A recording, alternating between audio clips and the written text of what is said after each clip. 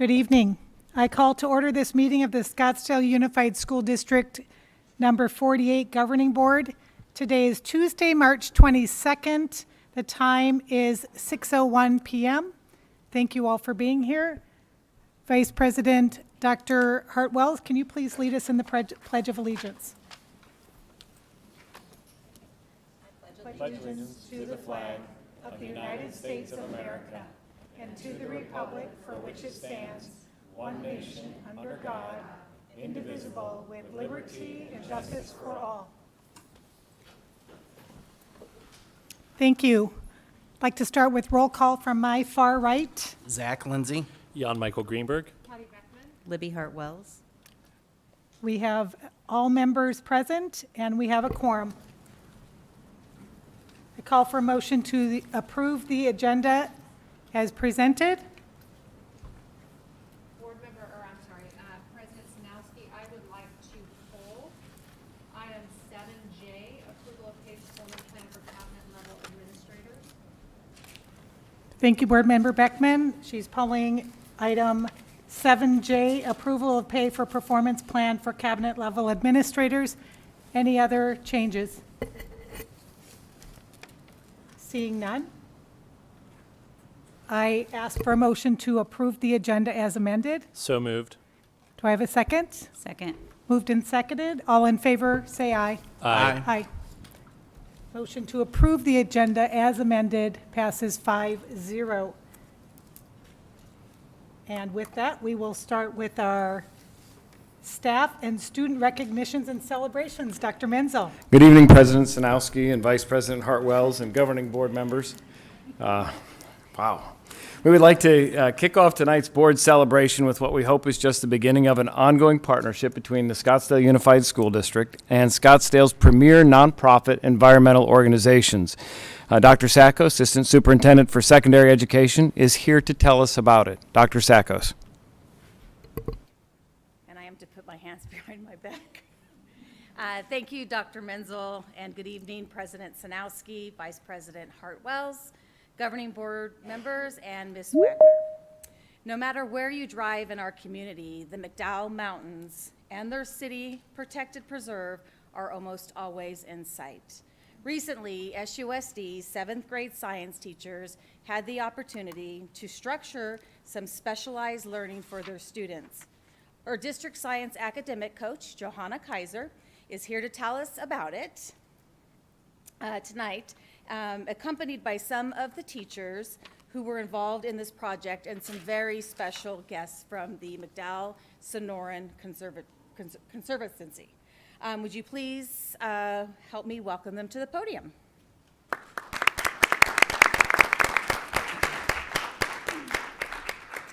Thank you, Dr. Sackos.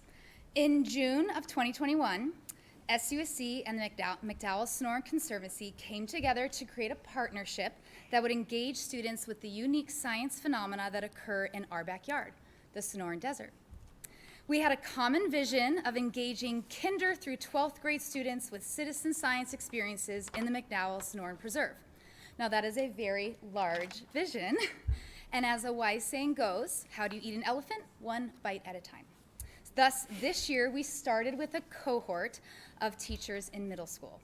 Tonight we're recognizing the hard work that the first cohort put into this partnership. Throughout the year, 6 of whom are present today, 1, 2, 3, 4, 5, 6. I do count. Science, not math. Just kidding. 6 who are present today engaged in professional development, wrote lessons, activities, and performance assessments, and took their 650 7th grade students to Gateway Trailhead on a citizen science expedition. Those teachers are Chris Hain and Daniel Saramick from Ingleside Middle School, Trisha Hernandez, who's not present today, from Tonalea K-8, Lynette Harper from Desert Canyon Middle School, Karen Batson and Jim Wesser from Mountainside Middle School, and Bert Teveld from Mojave. A special thank you also goes to the City of Scottsdale, Alice Spingola, Scottsdale's ESSER coordinator, the administrators at the schools, and Dr. Dodds Karen, Director of Teaching and Learning, who stepped in to support this collaboration when the grant funding parameters changed mid-year. So thank you, Dr. Dodds. Now, this is just the start of a beautiful, sustainable relationship. In addition to continuing the middle school program and expanding it to more schools, we will be offering professional development for high school teachers this summer on how their students can work next to scientists from the Parsons Field Institute in the preserve. We will also be expanding opportunities at the elementary level with the Conservancy's Expedition Days. Please let me introduce you some very important people from the McDowell-Sonoran Conservancy who are here this evening, and my partners on the trail. Melanie Sulek, Director of Science Education, and Claire Musser, Education Manager. And Ms. Sulek would like to say a few words on behalf of the Conservancy. Thank you, school board and Johanna and all of the teachers and everyone who made this beautiful partnership happen. I have to say, this was one of the most exciting things that we've done this year with our education program, and we've had a lot of excitement between COVID and everything that we've all been dealing with. It was wonderful to see these students come out to the preserve. Our stewards work with third and fourth graders, but they had never worked with junior high school students before, and so to have the teachers leading the effort was incredibly helpful for us, and gave us the opportunity to really expand what we could offer. So we at the McDowell-Sonoran Conservancy are very much looking forward to the future, working with SUSD and these teachers and expanding it. So thank you very much for the opportunity.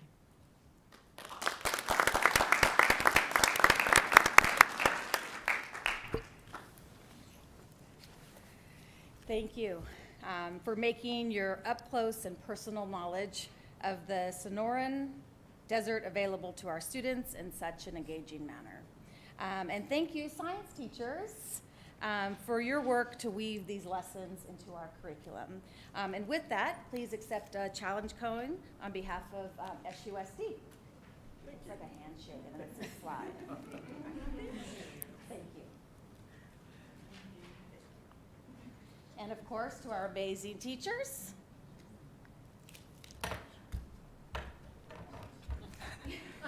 You don't get another one, Mr. Wesser.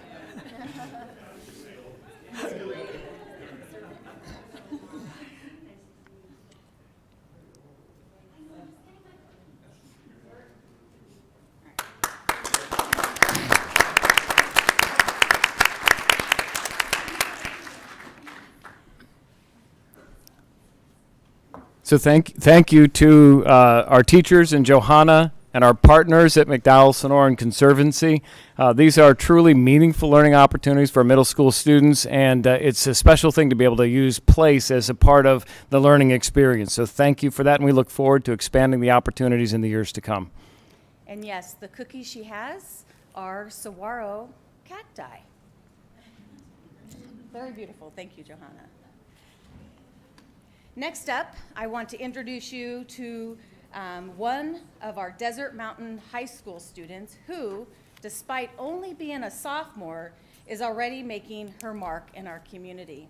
Please welcome Sydney Franks, Desert Mountain High School Principal Dr. Lisa Hirsch, Guidance Counselor Leslie Jones, and English teacher Allie Dyer to the podium.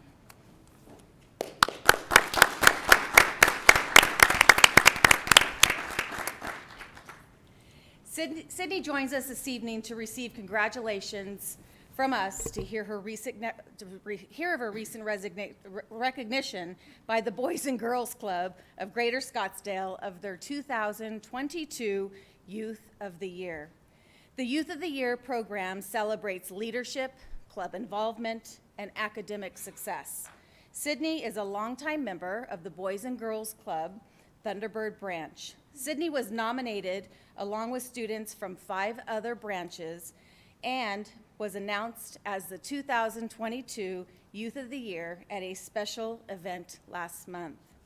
As its winner, Sydney can begin making college plans. Although we're pretty sure she already has them well in mind, in addition to her titles, Sydney was awarded, wait for it, $25,000 in post-secondary education scholarship funds. Wow.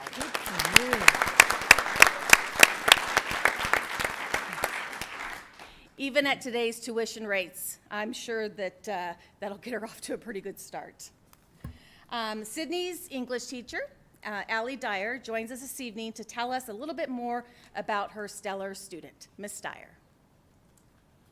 So I have had the pleasure of being Sydney's English teacher this year, and I have been so impressed with not only her behavior in our classroom as a leader and someone who goes above and beyond to be successful, but also as someone who I can count on outside of the classroom, whether that's meeting new students or helping around our campus or cheering super loud for her fellow softball players.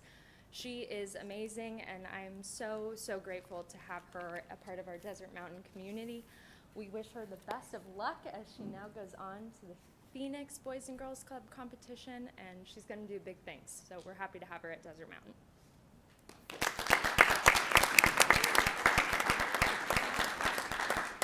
Sydney, would you like to say anything? Sure. All right.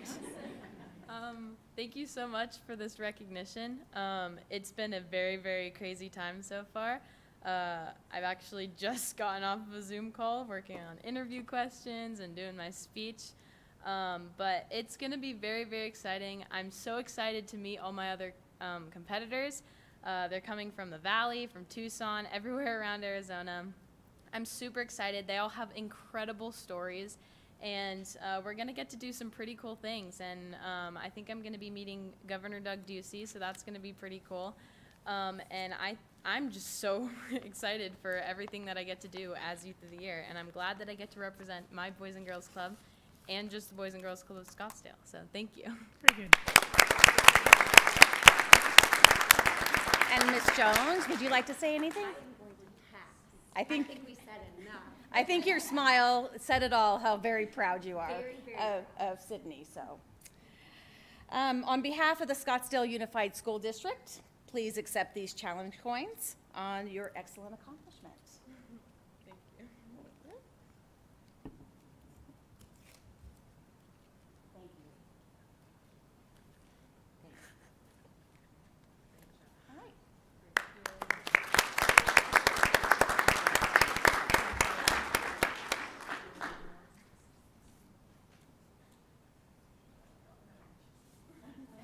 At least that wasn't me. All right.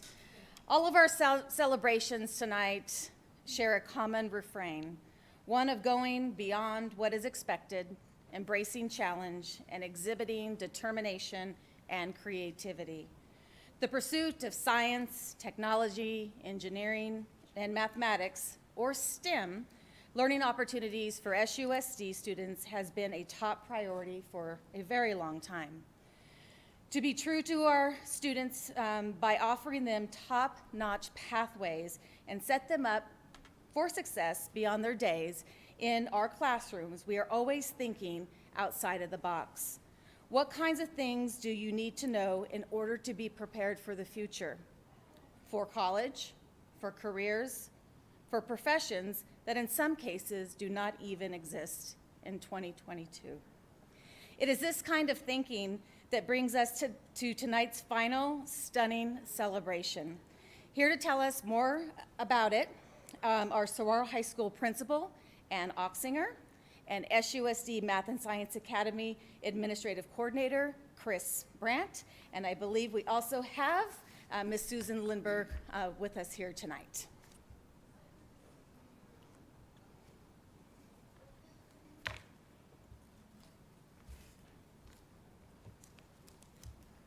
Thank you.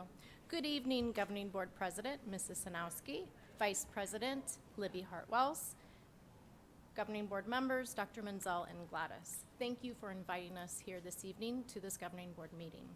I am Ann Oxger, the proud principal of Saguaro High School. This is Chris Brandt, who is the Scottsdale Math and Science Academy Administrative Coordinator. We have Ms. Susan Lindberg, who is the Scottsdale Math and Science Academy Events Coordinator, and we also have with us Mr. Dan Milligan, who is the Educational Services Assistant Principal for Saguaro. We are excited to announce a recommendation to approve the STEM accreditation and certification for Saguaro High School will go before the Cognia Global Commission on Friday. Following that meeting, our school will be a nationally STEM accredited school. There are currently 13 schools in Arizona that have earned the Cognia STEM certification. 3 of those schools are high schools. 2 are public high schools. So Saguaro will be the 3rd public high school in Arizona to earn the National Cognia STEM certification. We started this process in June of 2020 and are very proud to have earned this achievement. The process included identifying and collecting evidence that demonstrated our strengths and our challenges. Cognia reviewed our evidence and our data, and then Cognia observed and interviewed various stakeholders to gather input and then assess the learning environment at Saguaro High School. It is an honor to have collaborated with Mr. Brandt and Mrs. Lindberg and the STEM Leadership Committee at Saguaro to provide this opportunity for our school and our community. Now a few words from Mr. Brandt.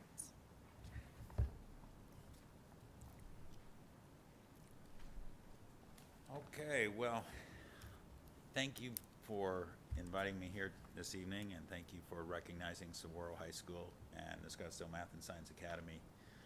We've worked really hard at this, and we couldn't have done this without a lot of people, so I'm going to take this opportunity just to flash their names up here and kind of show you how many people really worked on this.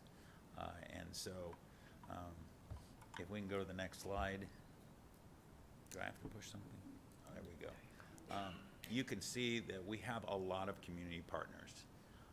And Nan Strohmeyer led our community partner group and is our greatest cheerleader.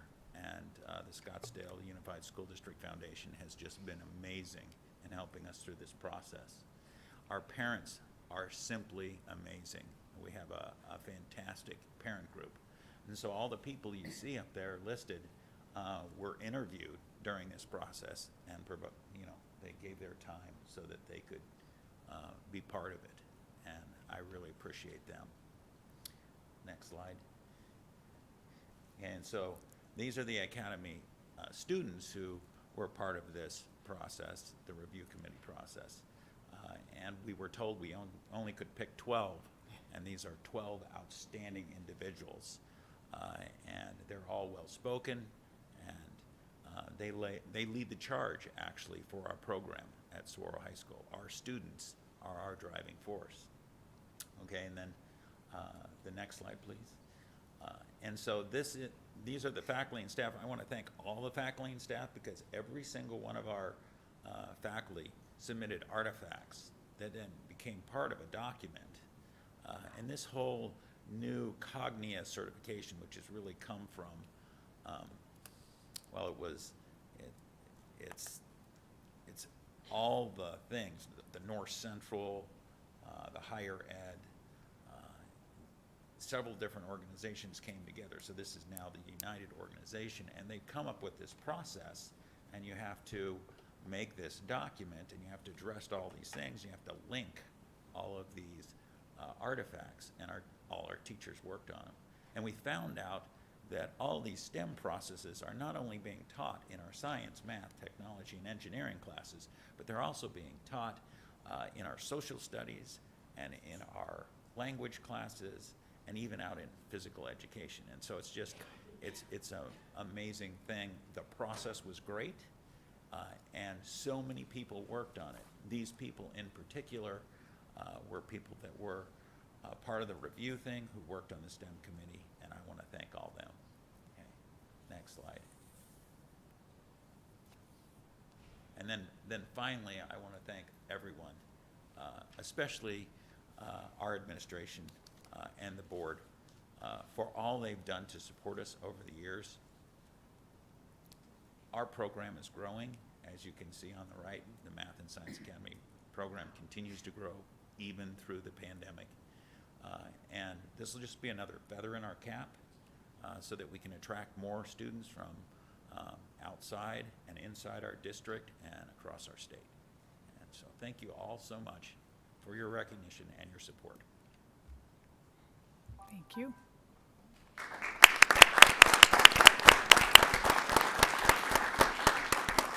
Principal Oxenberg, please accept this challenge coin on behalf of your team.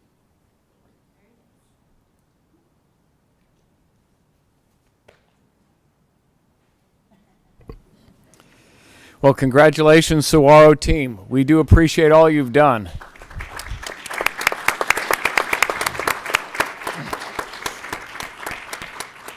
To close things out, we would like to share with you that 2 of our elementary STEM schools, Navajo and Laguna, are also in the process of having their STEM programs accredited by Cognia. And for those of you that are not familiar with Cognia, it is the former Advanced Ed. So we will be back before you again in the not-so-distant future to celebrate those achievements as well. Thank you. Thank you, Dr. Sakos. I've got a few more. So there are a few more celebrations this evening, very quickly.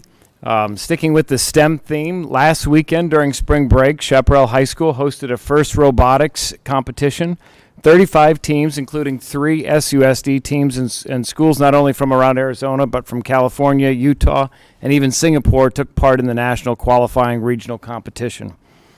As you may know, high school robotics has been around at SUSD for some time now, and our teams once again distinguished themselves, with Arcadia making it to the competition's quarterfinals, Chaparral being awarded the Gracious Professionalism Award, and Saguaro being recognized with the Judges Award.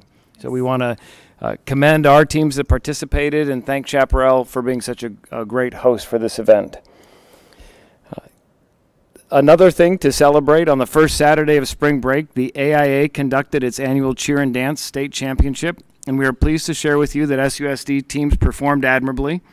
Desert Mountain High School won the Division II POM competition, second in the open large jazz section, and took third in Division II show center. Chaparral snagged third place and sixth place awards in open medium jazz and Division I show cheer, and Saguaro rounded out our teams, finishing fifth in the Division III show cheer category. So congratulations to all of these students, athletes, and their dedicated coaches for their successful seasons and representing SUSD so strongly on the state stage. 3 other things. High school learning doesn't end in SUSD when the school year ends in May. Registration began yesterday for summer school. Both summer sessions this year will take place during the month of June, 5 days a week. Online and in-person options are offered. For more sessions on SUSD Summer School, you can visit our website at susd.org/summerschool. SUSD also hosts Kids Club Summer Camp for youngsters between the ages of 3 and 14, and registration for the summer camp at Oak Academy, just south of Coronado campus, where we are now, is also open. That information can also be found at our website.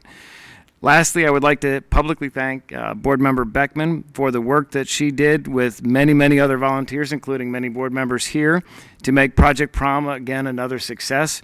I appreciated seeing all the pictures, and I'm certain that our students are really grateful for all of the work of the volunteers to make the dresses and the attire for the guys available for their prom experiences. So thank you, Board Member Beckman.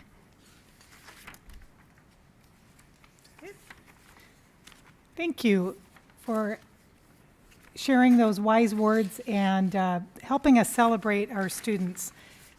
We will move on to agenda item 4 right now, and we've switched the order a little bit, and there's a reason for that. We will move on to governing board reports. The tasks and actions of the governing board are not always clearly understood or apparent to the public. It's important to note that in preparation for these meetings, individual governing board members do ask many detailed questions of our SUSD professionals, and we independently perform varied degrees of research, mindful of our open meeting laws, on proposed discussion and action items before our public meetings. Then as a group, we come back together in these settings and we have discussions before we make our independent and informed decisions on the items proposed.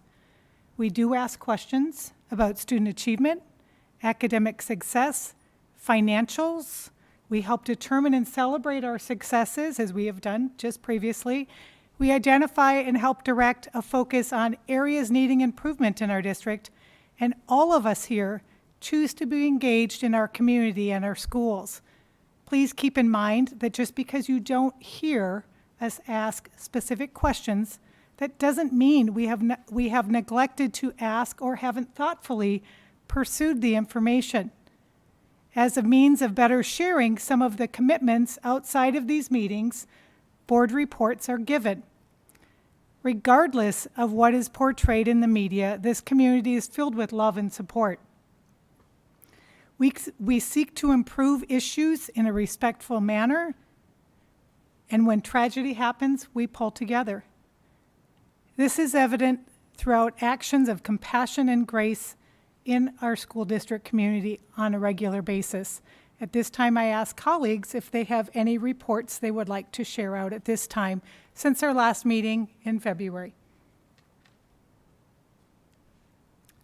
Board Member, Vice President Dr. Hart-Wells. Thank you, President Sanowski. I would like to just do a quick, in no specific order here, a gracious thanks to a number of the principals and assistant principals who have hosted me for site visits in the last month, specifically Cherokee Elementary Principal Chandler and Assistant Principal Anderson and all the charter staff and their warm welcome during my visit recently.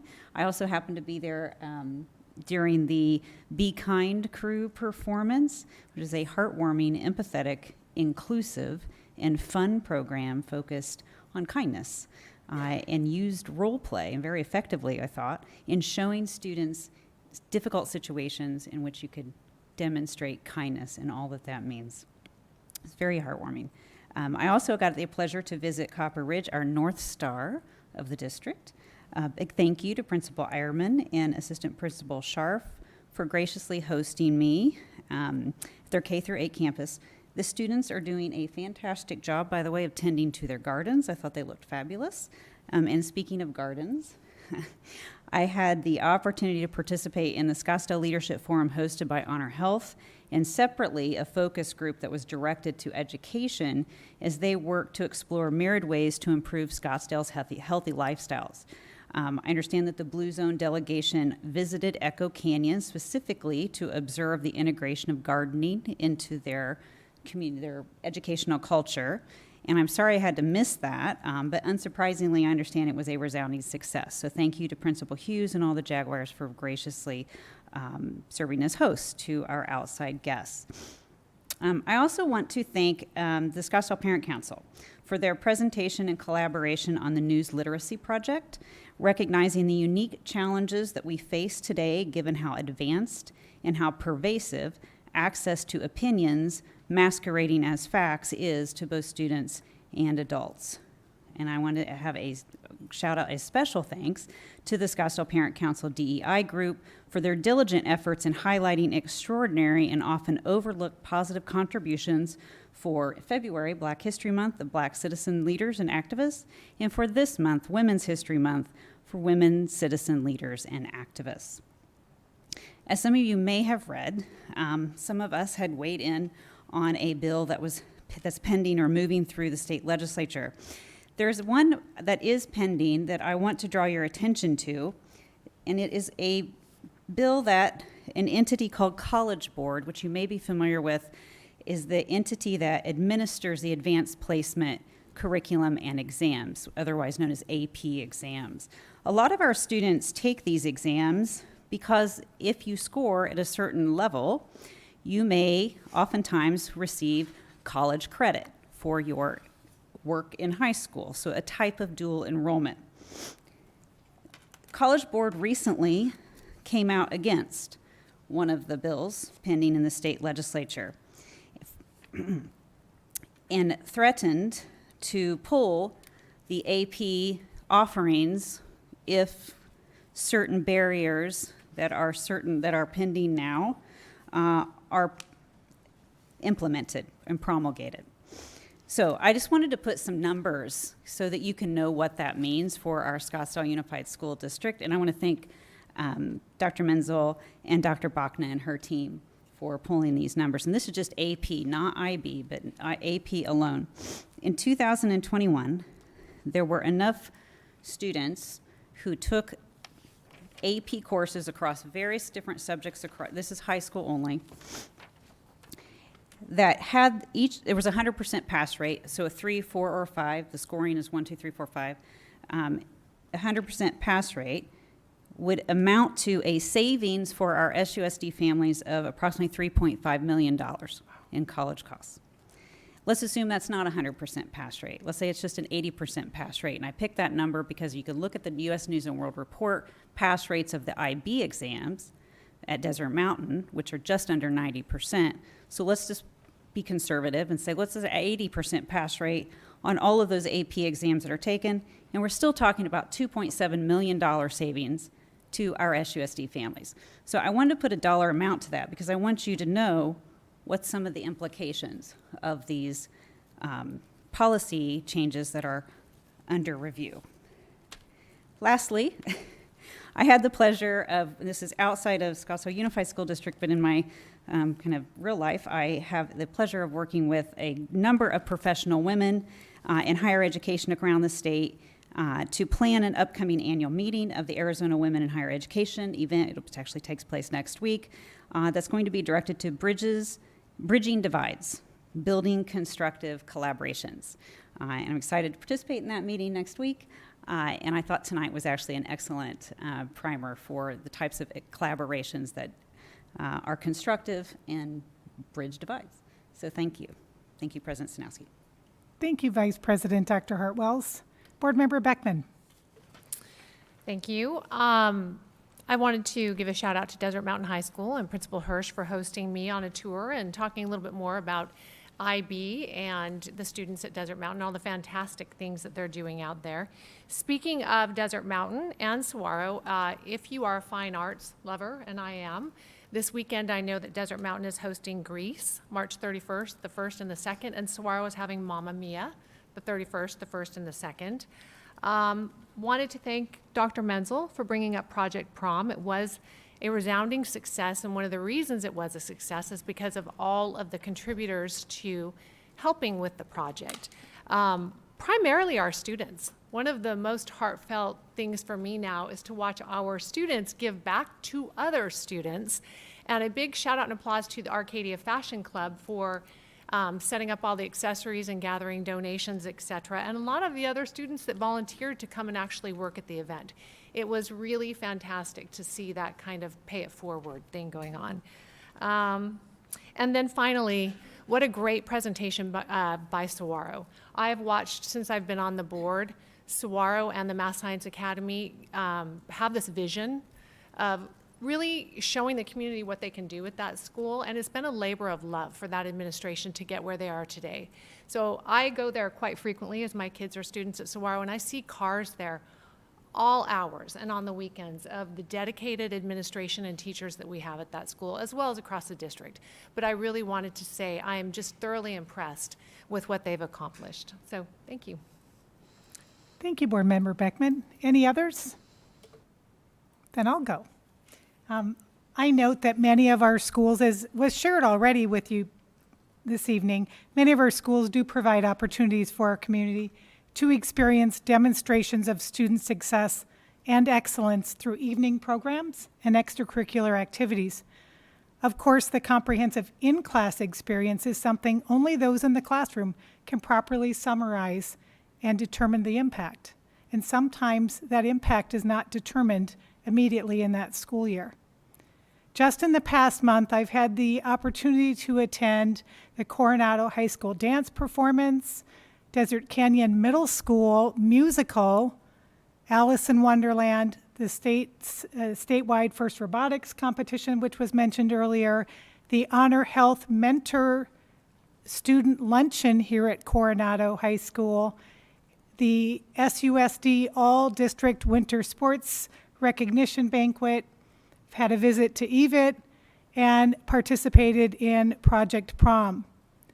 How many of you were aware of community education service entitled the American Dream Project? It's held regularly at Tanalea. I believe if you do seek the good, you will find it in this district, and you don't have to look very far. I'd like to thank Board Member Beckman. I know this was already mentioned, but I feel it's important to mention it myself, for her effort to provide support to all of our students and help them participate in the long-standing tradition of prom. For some of you, you may not think prom is a big deal. For some, they are prohibited from participating because formal wear is very expensive. So what Board Member Beckman has done is develop partnerships within our community to receive item donations and help students feel special. Thank you to the staff and the community members who also supported this, and thank you for taking this community service project on, Board Member Beckman.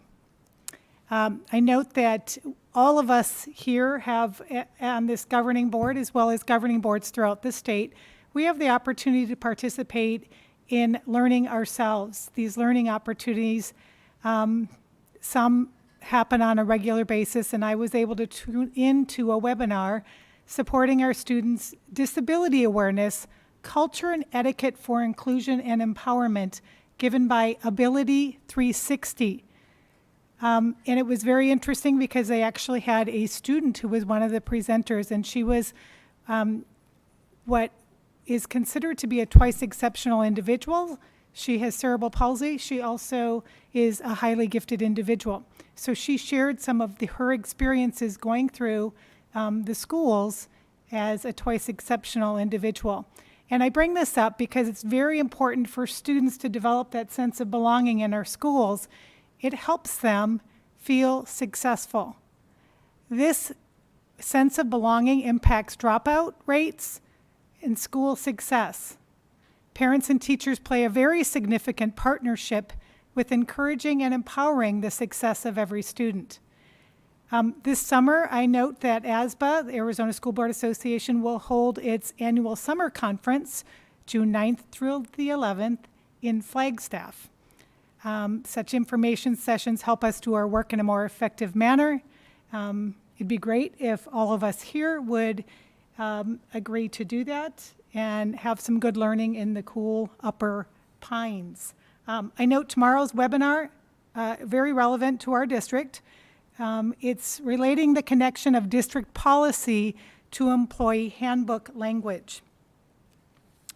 I also note this past month I've had the opportunity to visit our capital at least on 3 occasions, and I am concerned about several pieces of proposed legislation that would adversely impact our students and staff in SUSD, 2 of which would potentially impact our ability to offer rigorous classes to our students throughout our district. And this is something we've talked about for many years here in Scottsdale, is making sure all students have access to rigorous courses.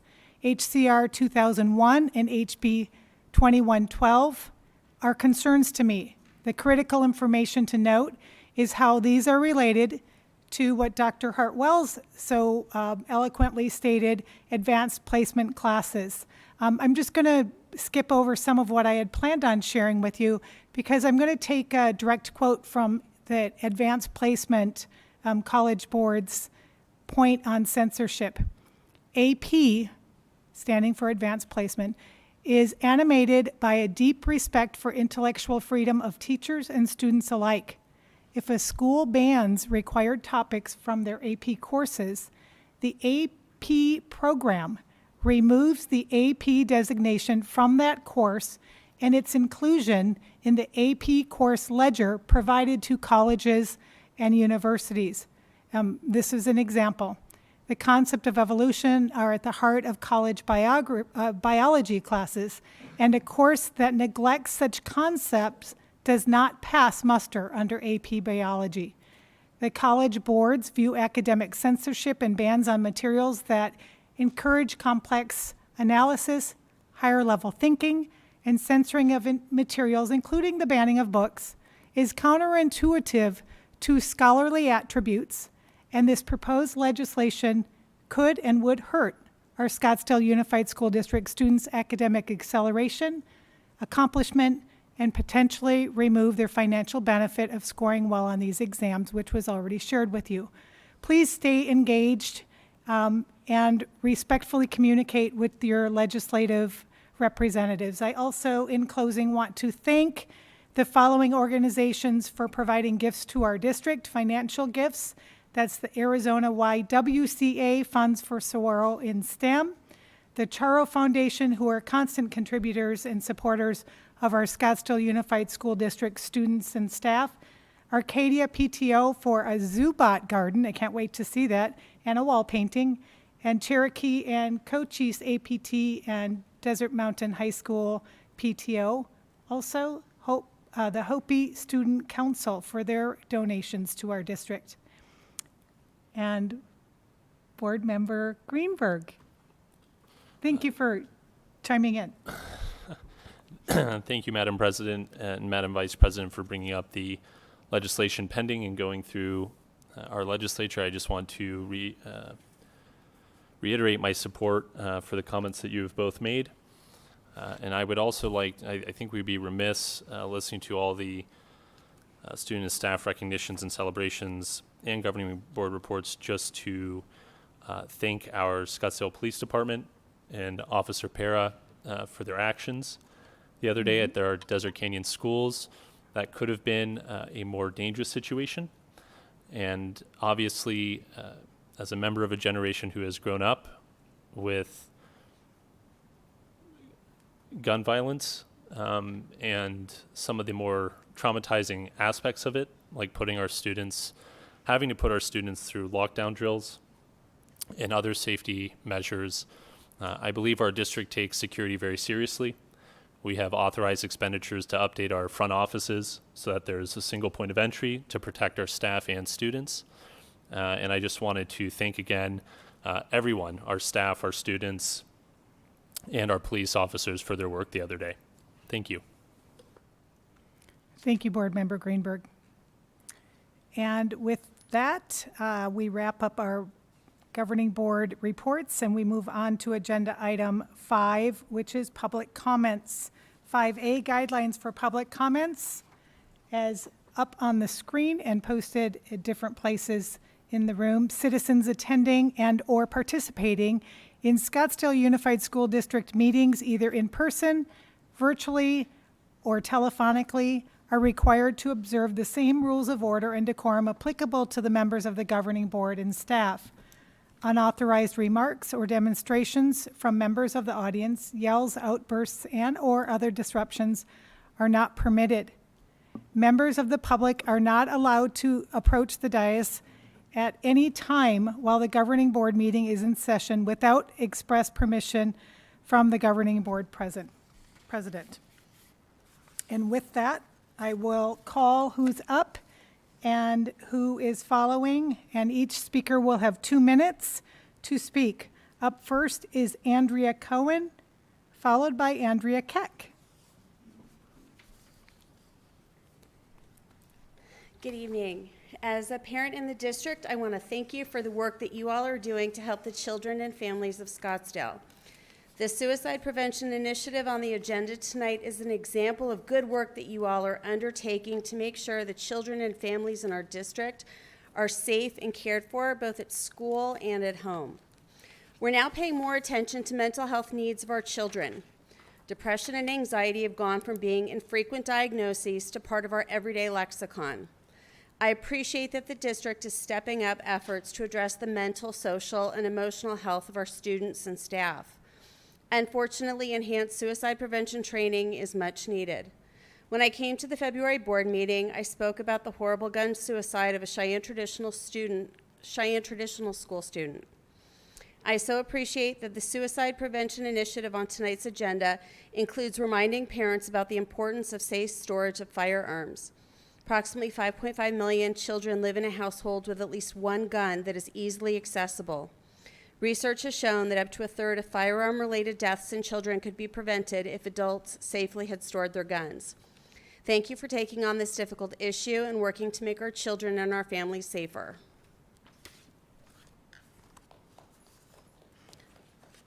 Up now is Andrea Keck, followed by Rob Vallis. 2 Andreas in a row.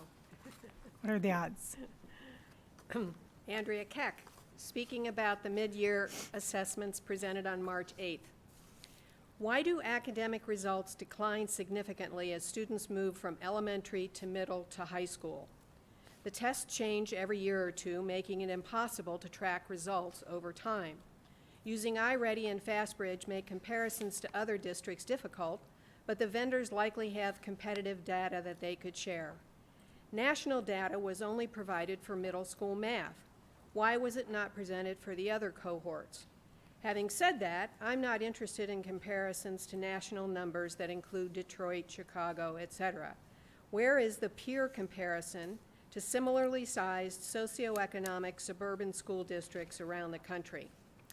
For the ACT practice results for 11th graders, who only met the college readiness benchmark in 1 of 5 categories, the discussion centered only on test-taking strategies as the cause of the poor results. No questioning of, are we teaching well enough so our students can meet the benchmarks? The written goals were to increase results over time. No mention of how much and by when. I have 2 macro-level concerns. One, that such in-depth analysis from the staff would not be demanded. 2, with the exception of one question about targets, there weren't any questions from any board member about any of these issues. While meaningful reporting of student results to their parents is important and something I support, it's not the main thing. The main thing is, are the significant majority of our students at grade level? If not, why not? What specifically is being done to improve this, by how much, and by when? As you stated earlier, I hope this level of detailed analysis is discussed somewhere. I'm disappointed that this was not what was presented by the staff nor questioned by the board, and I hope that Thank you. discussion Please in wrap up. future forums would be helpful. Up next, Rob Vels, followed by Francine Sumner.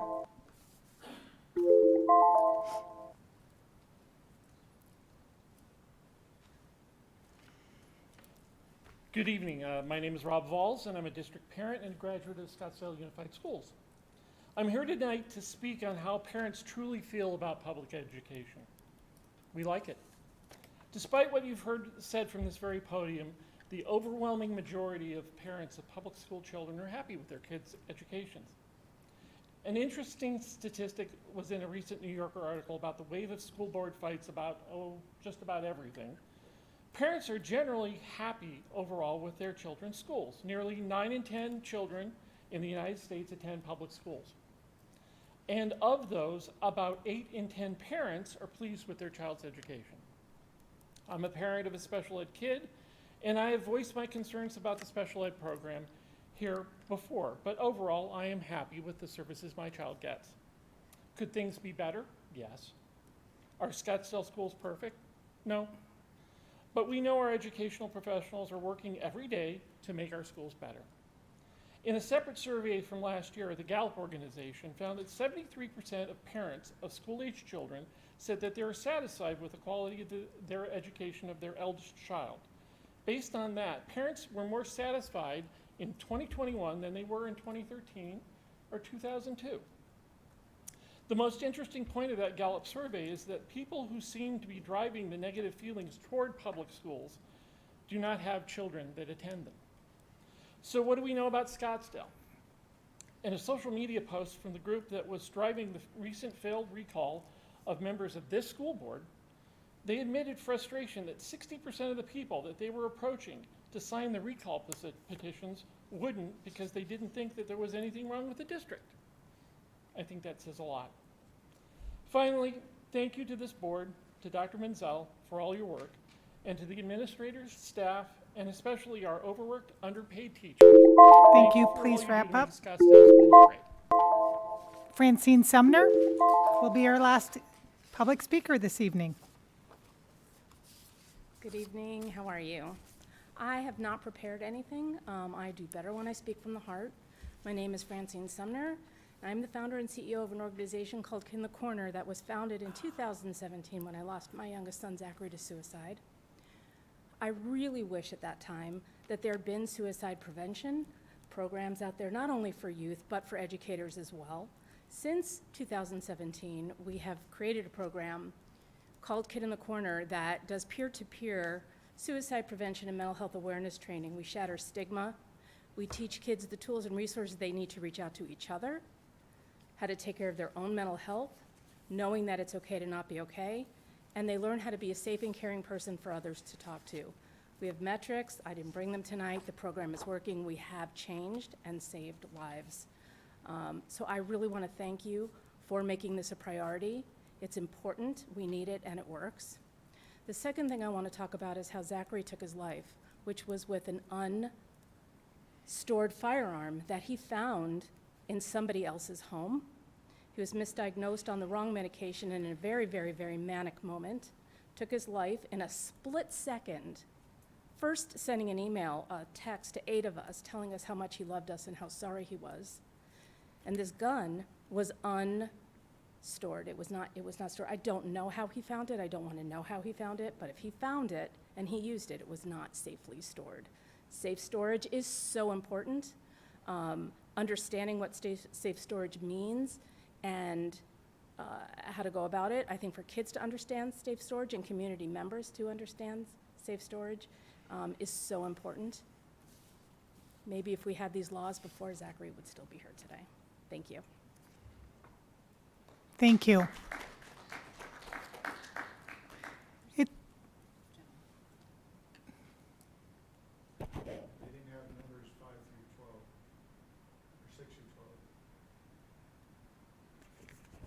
We have a process. You need to fill out a blue card and request to speak. I filled that out and they gave me this. Who? Other cards? Hmm. One of the security guys in the hallway. We're checking.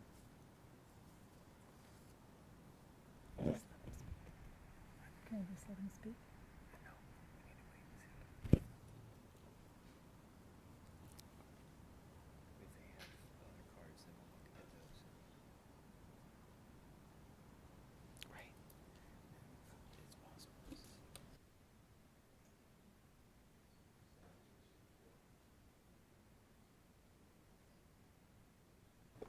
Those are all the requests we have for public address this evening. At this time, we will move on to information and discussion items. Dr. Menzel, will you please introduce our ESSER update? Yes, so each quarter we've pledged to provide you with both a financial and a programmatic update on the use of ESSER funds. And tonight, Shannon Crozier, our CFO, and Alice Bengola, who is our ESSER coordinator, will share that information with you.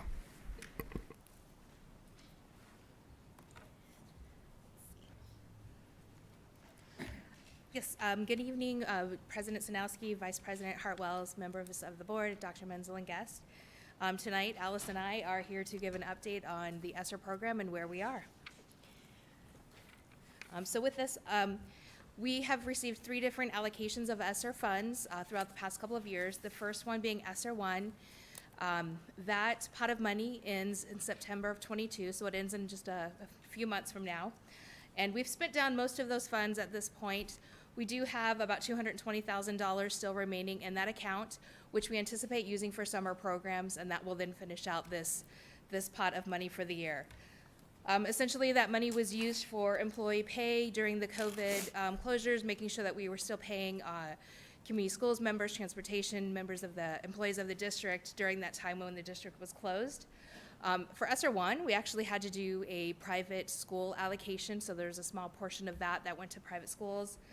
And then the bulk of it after that was really used on providing a safe place to learn during the time where we had online learning happening, and then summer school. Then we received ESSER 2, which was a larger amount, and we've worked through spending that of late. That one goes till September of 23, so we have about a year and a half left still on ESSER 2 funds. And for that one, the biggest portion of that we ended up using for retention stipends for staff, as well as community education. They suffered a huge loss during the COVID time last year with still wanting to retain staff, keeping staff on our books, but also knowing that we did not have the revenue stream coming in that we generally would for after-school programs, enrichment, kids programs. So we did what we could to help them out with that area. We spent, as you can see, a little bit in personal protective equipment, so that being masks, hand sanitizer, those type of items. And then COVID positions, and we have those in here for a couple of years. Those are really 3 positions that have to do with our, we have a COVID specialist that was hired to help us as we do dashboards and collecting data as we went through the COVID process. We also have an ESSER coordinator here and a fiscal support person to help us through that grant and the financial aspects of the grant, writing the grant, tracking things within the grant. So those are the positions that are in the COVID support positions. Again, we used a little bit for social and emotional support. Summer school, again, has been a huge portion of it. We'll use that again this year so that we can provide free summer programs for our students. Technology, we needed some laptops, a couple little small things out of that fund, and then we did some vaccination clinics. So we still have money set aside for next year for those positions as well. And we still have a little bit more to look at, but I anticipate that'll end up going to summer programs and addressing learning loss, as we know those are the two big areas that we really try to focus on. And then the last portion, which was quite a bit more, and extends till September of 2024. And we've just started this year really utilizing those funds, but because the other ESSER 1 and ESSER 2 and before ESSER 3, we've tried to focus more of our expenditures hitting that area and are just now starting to utilize the ESSER 3 funds. We have money set aside again for a COVID retention for this year for our employees. We have some money set aside for community education support. At this point, I don't think we're going to need it, but we do still have it set aside there. And this is one of those grants that they understand, and we know that as the year progresses, things will change. And so this is one of those grants that this is where we have things at right now, knowing that if something comes up that changes it, like we don't need community education support, then we can move those funds around as we progress through that grant. But we still have money set aside of that. We have some money set aside for contingency. Again, I'm not certain that we're really going to need that, but we do have a little bit set aside in case something comes up that we just didn't, unexpected that we weren't aware of. We have some money set aside for facilities. The bulk of that is really going to the higher quality MERV filters. Those are very expensive. So the money that we've really set aside for that area is really dealing with those MERV filters and continuing to have those on our campuses throughout the future. Again, learning loss, that is really the biggest area for ESSER 3. We've done a lot of grants looking at reading specialists, math specialists. What do we need in the future for those areas? And then what innovative programs do schools have they come up with as they're trying to deal with some of that learning loss? Additionally, we took iReady was one of the things that we put through the ESSER 3 as we're utilizing that to help bridge that learning loss. Small amount for personal protective equipment, that's really going down from what we've seen in the past. At this point, we're really just utilizing it for hand sanitizer. But that's one of those things, even beyond COVID, it's not a bad thing to have hand sanitizer. So we do still have a little bit of money set aside for that. Online learning, we know that we're not totally out of this pandemic, and so we have families that still prefer to do online learning. And so we have funds set aside to be able to have additional staff and to fund the Scottsdale Online Learning Program a little bit more. So we do have that option for our families that works better for them. Again, summer programs, knowing that we do want to continue to provide summer programs as long as we can and provide that as free or as low as cost as possible for our families to be able to pick up those things that were lost as we made our way through the COVID years. And then the last part being really technology. We did not do one-to-one devices prior to COVID, and that was a commitment we made to our families. We've paid through that through capital funds. But there are technological things that come up because of the way that we now teach and the way that we have learned that we can conduct meetings and do things more so online and provide that technology. So we do have additional funds set aside for them as well as we move forward and look at what other things and advancements are going to come out that'll help us to be able to prepare our students more so. So with that, I will turn it over to Alice. Good evening. I'm very excited about tonight's presentation because the innovation and the partnerships that you have all been eagerly awaiting information on are beginning to come in now that they're up and running and on their way. So the first thing that we're going to talk about is Prisms of Reality, and this is a virtual math program. And you can see here, we have two sites that have prisms of reality. We have Coronado and Tonalea. And through our math coach, Dr. Gilbert, she's been working with these teachers to provide some math instruction, but in a virtual reality way. Engagement, as you can imagine, has gone way up. They do try to make the kids stay in their seats so they don't become the next stars of America's Funniest Video. But they are hoping to increase the number of modules. Now they have had 1 or 2 modules so far since January, when we've had all the equipment up and running, and they're getting ready for their 3rd module at each site. So we're hoping to really get some good data on this. Right now what we have is we have the student reaction data, which the teacher in me is just thrilled with. I can't say I really said any of these things when I was going through high school math, but it says, I like how you were able to interact with all the variables rather than just watching them. You were able to control them instead. Sometimes kids don't even know what variables are, and the fact that they are controlling them is a wonderful thing. I liked how you were able to have fun while doing math. It's cool that we didn't have to just sit in a chair and learn math.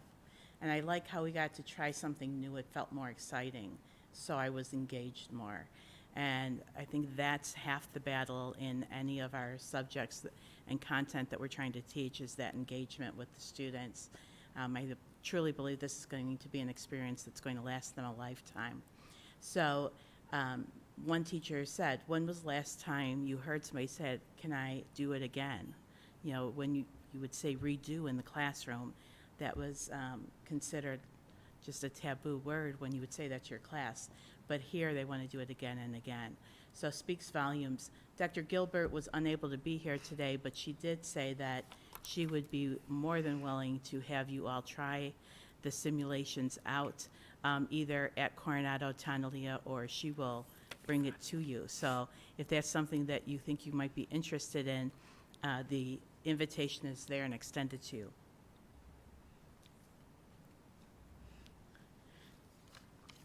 Another one of our innovative ideas that has, where's Stephanie? There she is. Has caught on like wildfire is something called Pathways to Learning. Tonto Creek comes to SUSD. Those of you who have been in Arizona for a while probably know where Tonto Creek was. I did not, so I took out my little map there. So it's about 95 miles away from us, and Tonto Creek is having a mobile STEM lab that comes to each school. And they spend usually 3 days with the school. I looked at the schedules that were provided, and each grade level gets to spend about an hour and a half with the mobile STEM lab. And each student gets their own activity bag. So being very mindful, there we go, let's see. Being very mindful of sharing objects and things like that. We have our activity bag that has all the materials the students need for that day and even more, from what I understand. So college interns from ASU are helping guide the way and work with our kids. It has truly been a great experience. Gavin from Tonto Creek and myself have become good friends on the phone, and every week it seems like there's a couple more schools ready to take advantage of this wonderful program. So it's 3 days.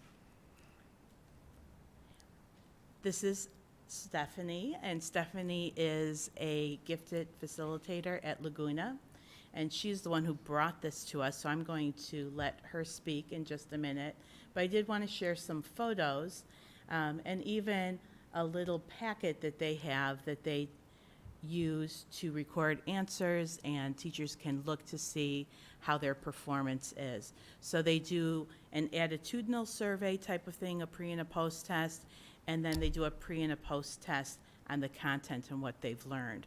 And the increase in scores was just amazing. We just got ours back from Laguna, and as more and more come in, we'll be storing those, and you'll be seeing a packet of data in about a month as we get through more schools. think you'll recognize. You can see the mobile STEM lab right there in the middle, and then to the left is inside the mobile STEM lab. So Laguna and Navajo have had it. Hohokam Yavapai already had it just a little while ago. Tonalea has had it. Redfield, Tavan, Pima, and I believe Sequoia is going to be up for it in just a little while. I got that phone call right before spring break. So here's Stephanie. She's going to tell you a few things. If it wasn't for her, this wouldn't be here. So we are eternally grateful for that. I would just like to say thank you, board members and Dr. Menzel, especially for this opportunity just to speak to you and to just let you know how much we appreciate you letting us, giving us this opportunity to not just try it at Laguna, kind of as the pilot school, but to then offer it to the kids all over Scottsdale School District. We initially, the idea started with, the whole field trip suspension thing with COVID, and how we were not able to go on field trips for a year and a half. And I know Dr. Wells, she was with us last summer at Laguna's Camp Invention, and we were discussing these types of things and what kinds of things could we bring back to benefit our kids and give them those hands-on learning experiences that they've missed out on those field trips. And so this was one of the suggestions, so thank you, Dr. Wells, that she had made for us to go ahead and go forth with trying to write an ESSER grant to help us with that at Laguna and Navajo, because we partner a lot being STEAM schools.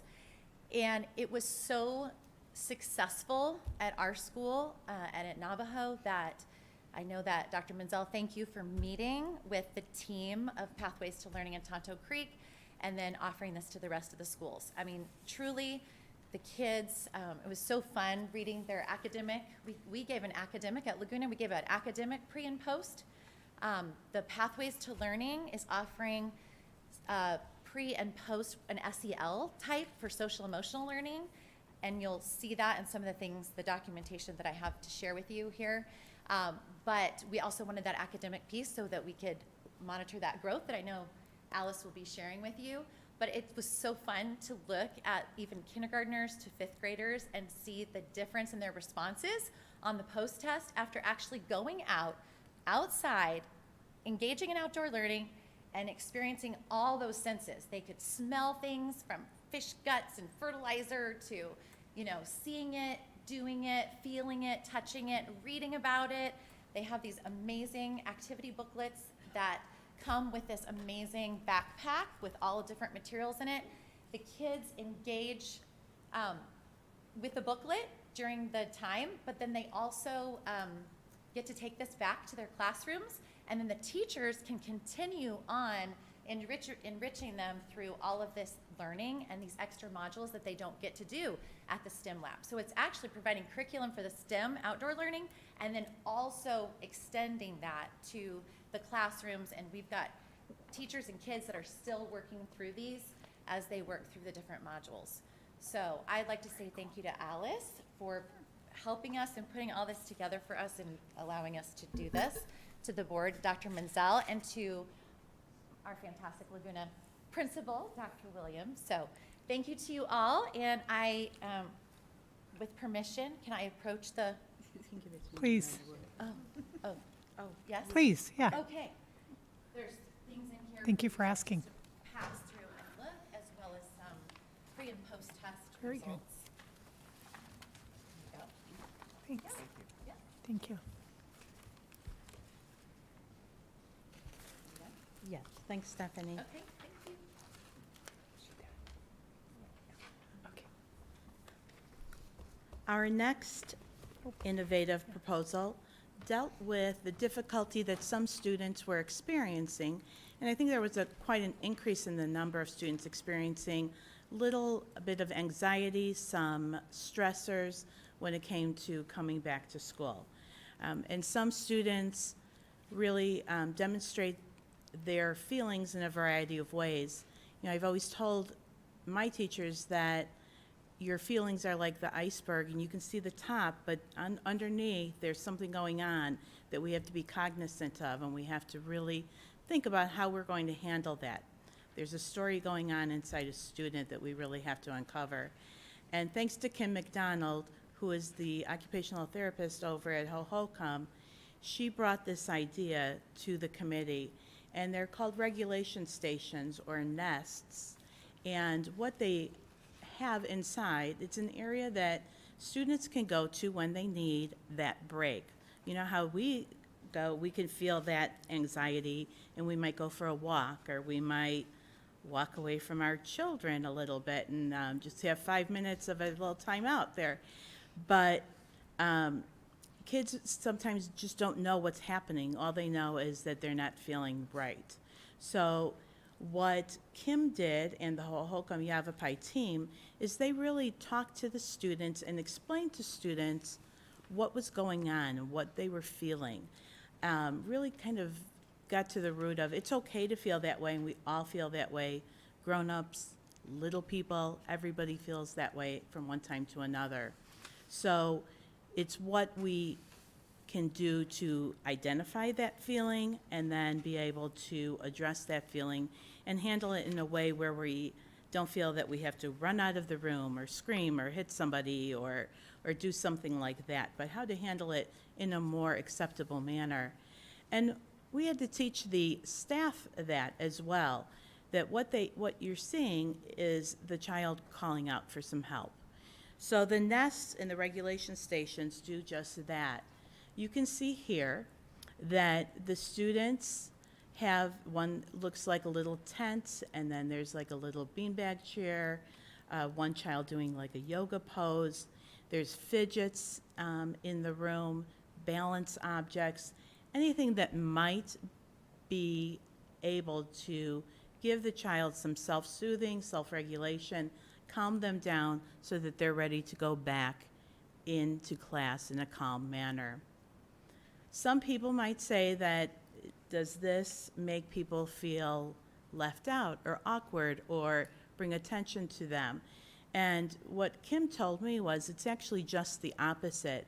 Since they feel more in control and the staff and the students know that, oh, they're probably going there because they're feeling bad about something or not feeling right, the compassion has grown, the acceptance of those feelings have grown, and the usefulness of these and the appropriate use of these has grown.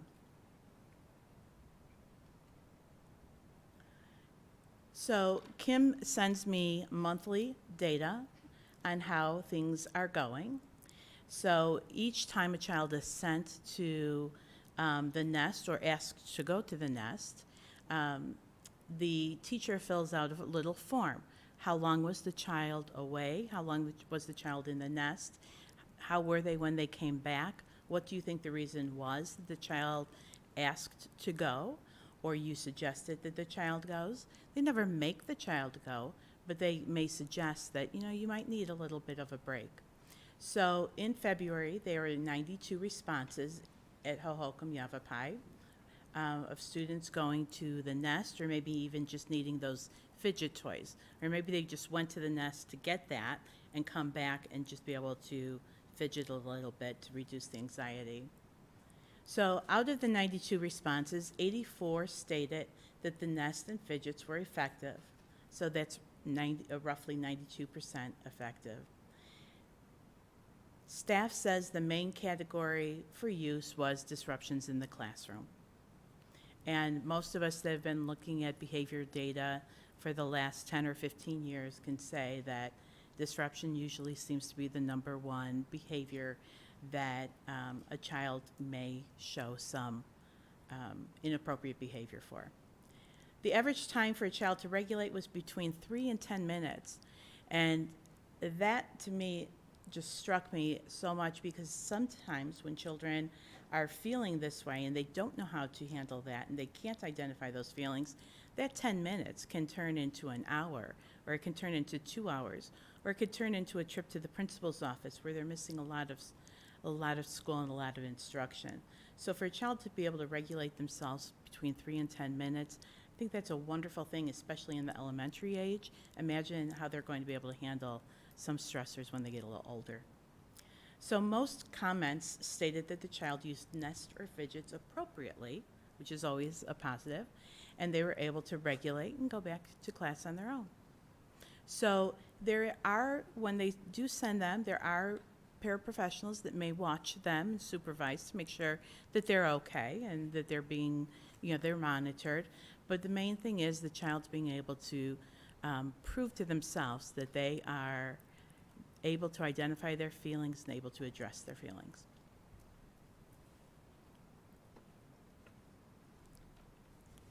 So summer school is soon approaching. It doesn't seem possible, but we are going to have four different programs funded by ESSER.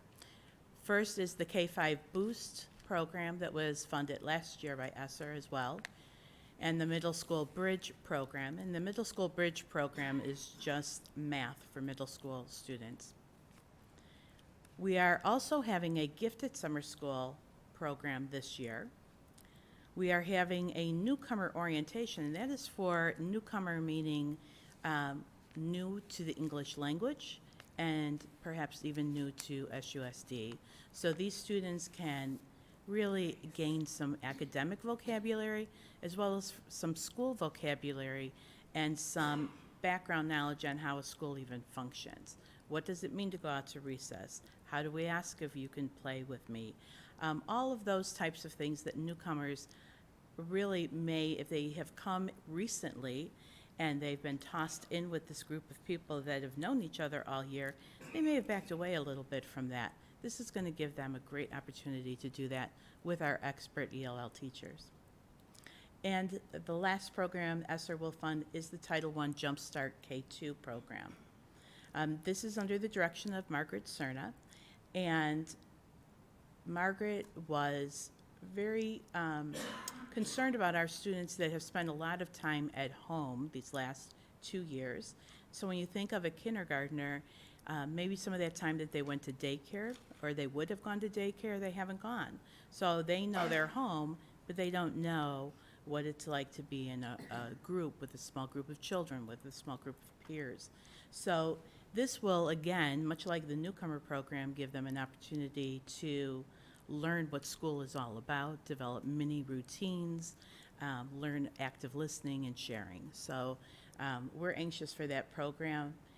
One thing that ESSER has required when we were talking a little bit about rules changing is anything that ESSER is going to fund needs to have a proven evidence-based program.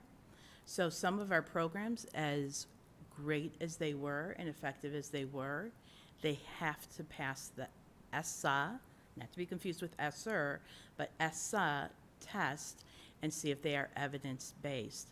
Some of these programs that we were using were not. The strategies might have been, but as I bring this to the grant specialist, they say, no, you'll need another program. So we have been doing a lot of research on some evidence-based programs and what will fit best with our programs. So that's where some of those extra funds are going to come in with purchasing some of these programs. And that's all I have. Do you have any questions? Or? Board Member Beckman?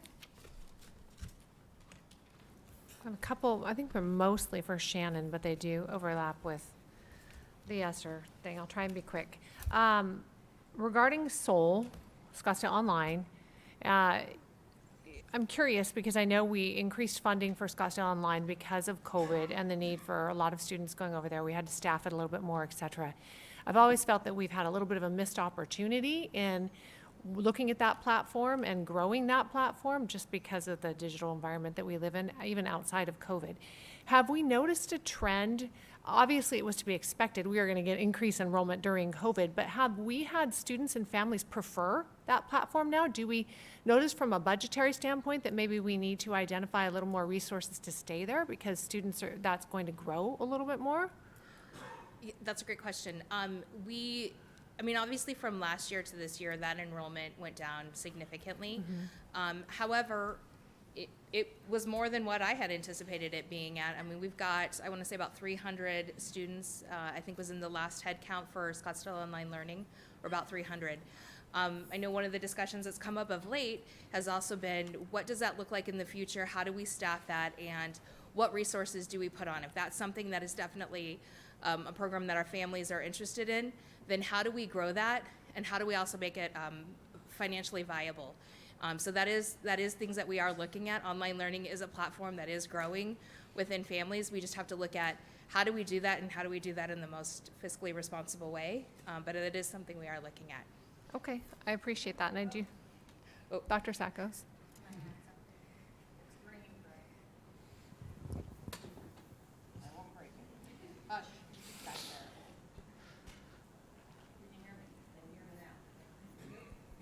Hello, hello.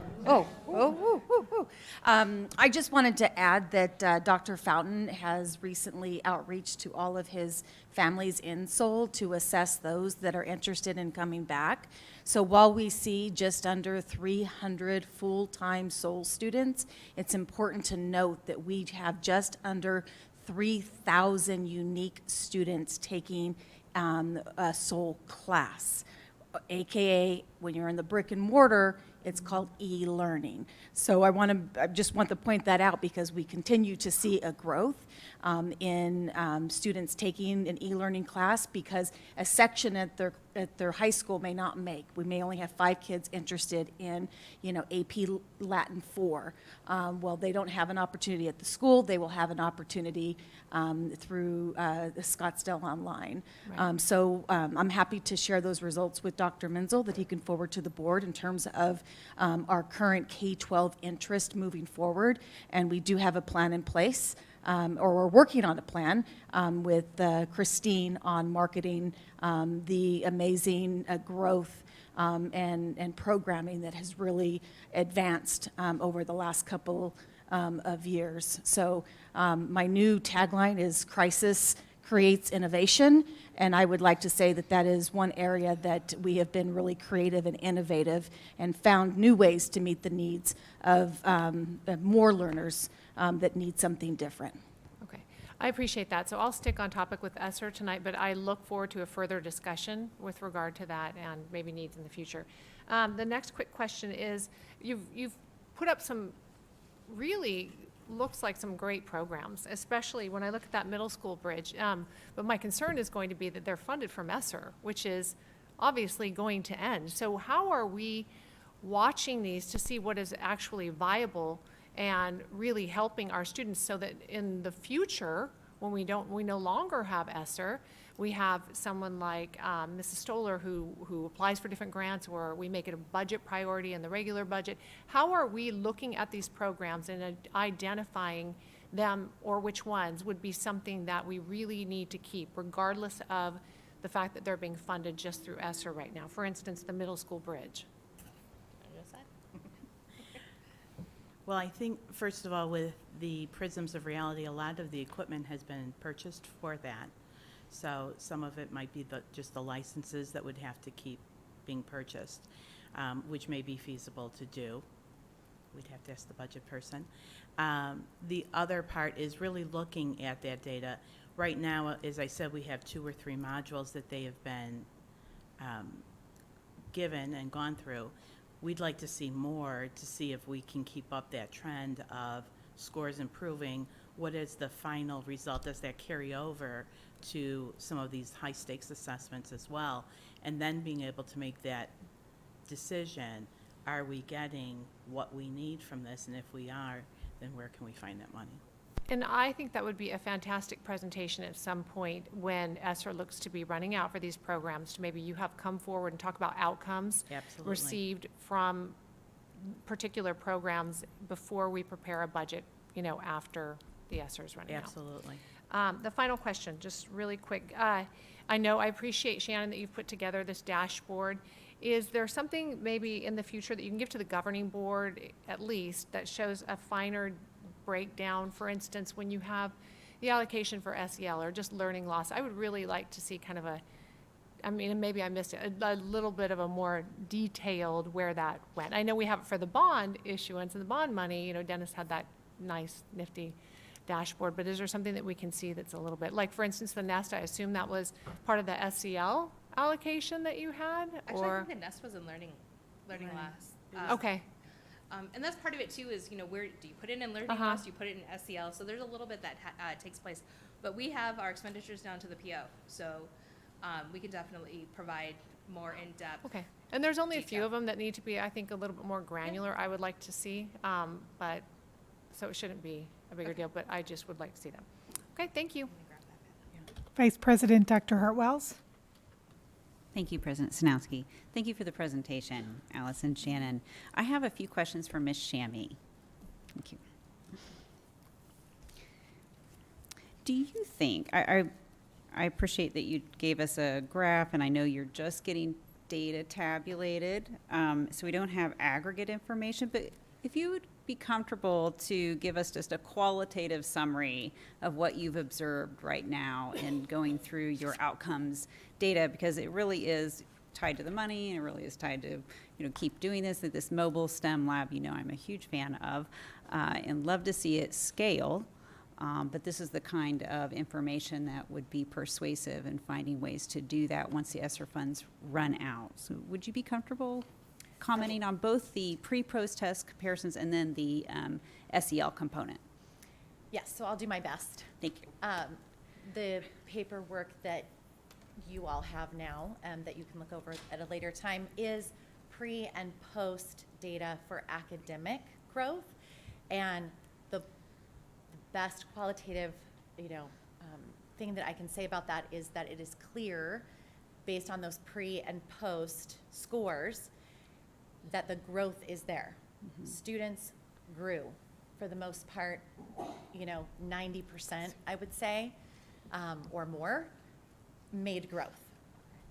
And so that part of the academic pre-post, which was piloted, by the way, kind of with Laguna, we have found ways that are going to be more beneficial and maybe more user-friendly for some of the other schools, and especially if we continue this. These were handwritten, drawn pictures, kindergartners drawing pictures, so it was somewhat more subjective, even though points were allocated to the different questions. And then we also had the ASU, Pathways to Learning and Tonto Creek have a partnership with Arizona State University. And in that, they are also sending students and professors to these mobile labs. And I also provided you a report that I received recently, and they are doing more reports, and we'll be getting those to Alice. As far as the data that they're collecting for you, it's in that report that you have. But basically, that also shows with the SEL component, they gave us short little half-sheet survey before and after, mostly with smiley face or that kind of thing, where the youngest student could fill it out quickly, and so could the oldest student. And students, the data shows that there was a huge gain in their happiness, their overall well-being, of participating, their perseverance, their efforts to persevere further and not just give up. Those were the things I think they highlighted in that report as far as the SEL growth, social emotional growth, which we all know was lacking because of COVID and the fact that they were at home and not able to communicate and collaborate together. So being outside and having those experiences certainly encouraged and excited children. So they were collaborating, talking, and then also applying what they were learning. So both social, emotionally, and academically as well. And I know that we've shared those pre and post tests academic with other schools. Other schools might be implementing something more streamlined that we will hope to work into this. In hindsight, it would have been great to do some kind of Google form, but we needed to get this together quickly, we needed to get the ball rolling, and make sure that our students were held accountable for learning. Very good. Thank you. So it sounds like then the preliminary analysis is all points looking positive, favorable, at least in the original pilot with Laguna, and then we have several schools that will be, that information will be aggregated at some point very soon. That would be great. Another question about the mobile STEM lab. and I know Laguna has a number of special education classes. Were those students able to be included in the mobile STEM lab? Absolutely. All. Every single student on the Laguna campus, kindergarten through 5th grade, regardless of special education or gifted and talented, everyone was included in that. Yes. Love it. Thank you. Their preschool would like to be included. We had that feedback, so Excellent. like to share that. But yes, everyone was included. Okay, great, thank you. I also I want to note a special thanks to Ms. Shammy and Dr. Williams for the initiative that you have demonstrated in bringing this program in. This actually really kind of started when you started taking the 5th graders up to camp in an outdoor camp environment, and how positive that impact was on the students academically and socially and emotionally. And I saw that with my own eyes when I attended one of those camps myself. So I thank you for your perseverance in continuing to find ways to integrate hands-on learning, particularly in science. It is a tactile subject, and it is much more exciting to be doing than kind of a static learning. And I also, because I don't think Stephanie will announce this, but I would like to share with all of you that Stephanie learned last week that she is a finalist for the state of Arizona for the Presidential Teaching Award of Excellence in Math and Science. And we Nice. wish her luck in that final competition. Congratulations. Thank you so much. Thank you. Gentlemen, anything to add? Yes? Board Member Greenberg?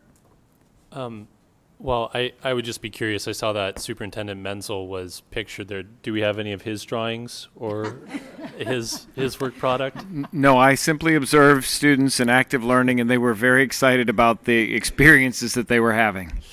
Well, congratulations again on your nomination, and just thank you for all this great work. I really appreciate the NEST concept as well and some of these innovative ideas. I think it does help when our students are able to take a step out. Now, I would ask, is it when students are brought to the NEST room for their 5 to 10 minutes to gather their thoughts, calm themselves, get back into the right mental headspace for learning, is that ever self-initiated? Do students ever say, okay, so it's not simply when I see that, when you comment that teachers report that the main reason was disturbance in the classroom, that isn't actually reflective of the entire reasons that students may go there? No, but students are very intuitive, and they know when they are creating a disturbance and getting attention for it, and they can ask then for that break. And it seems that more and more of the students, now that they're aware of what's going on and why they're feeling the way they are, increasingly they're asking for that break, or saying, I think I need a little bit of a break. I think I need to go to the nest. So that's a very encouraging sign.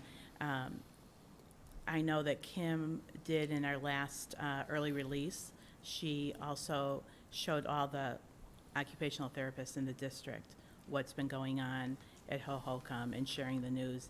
So she sent me an email, just be prepared for a few requests from other occupational therapists.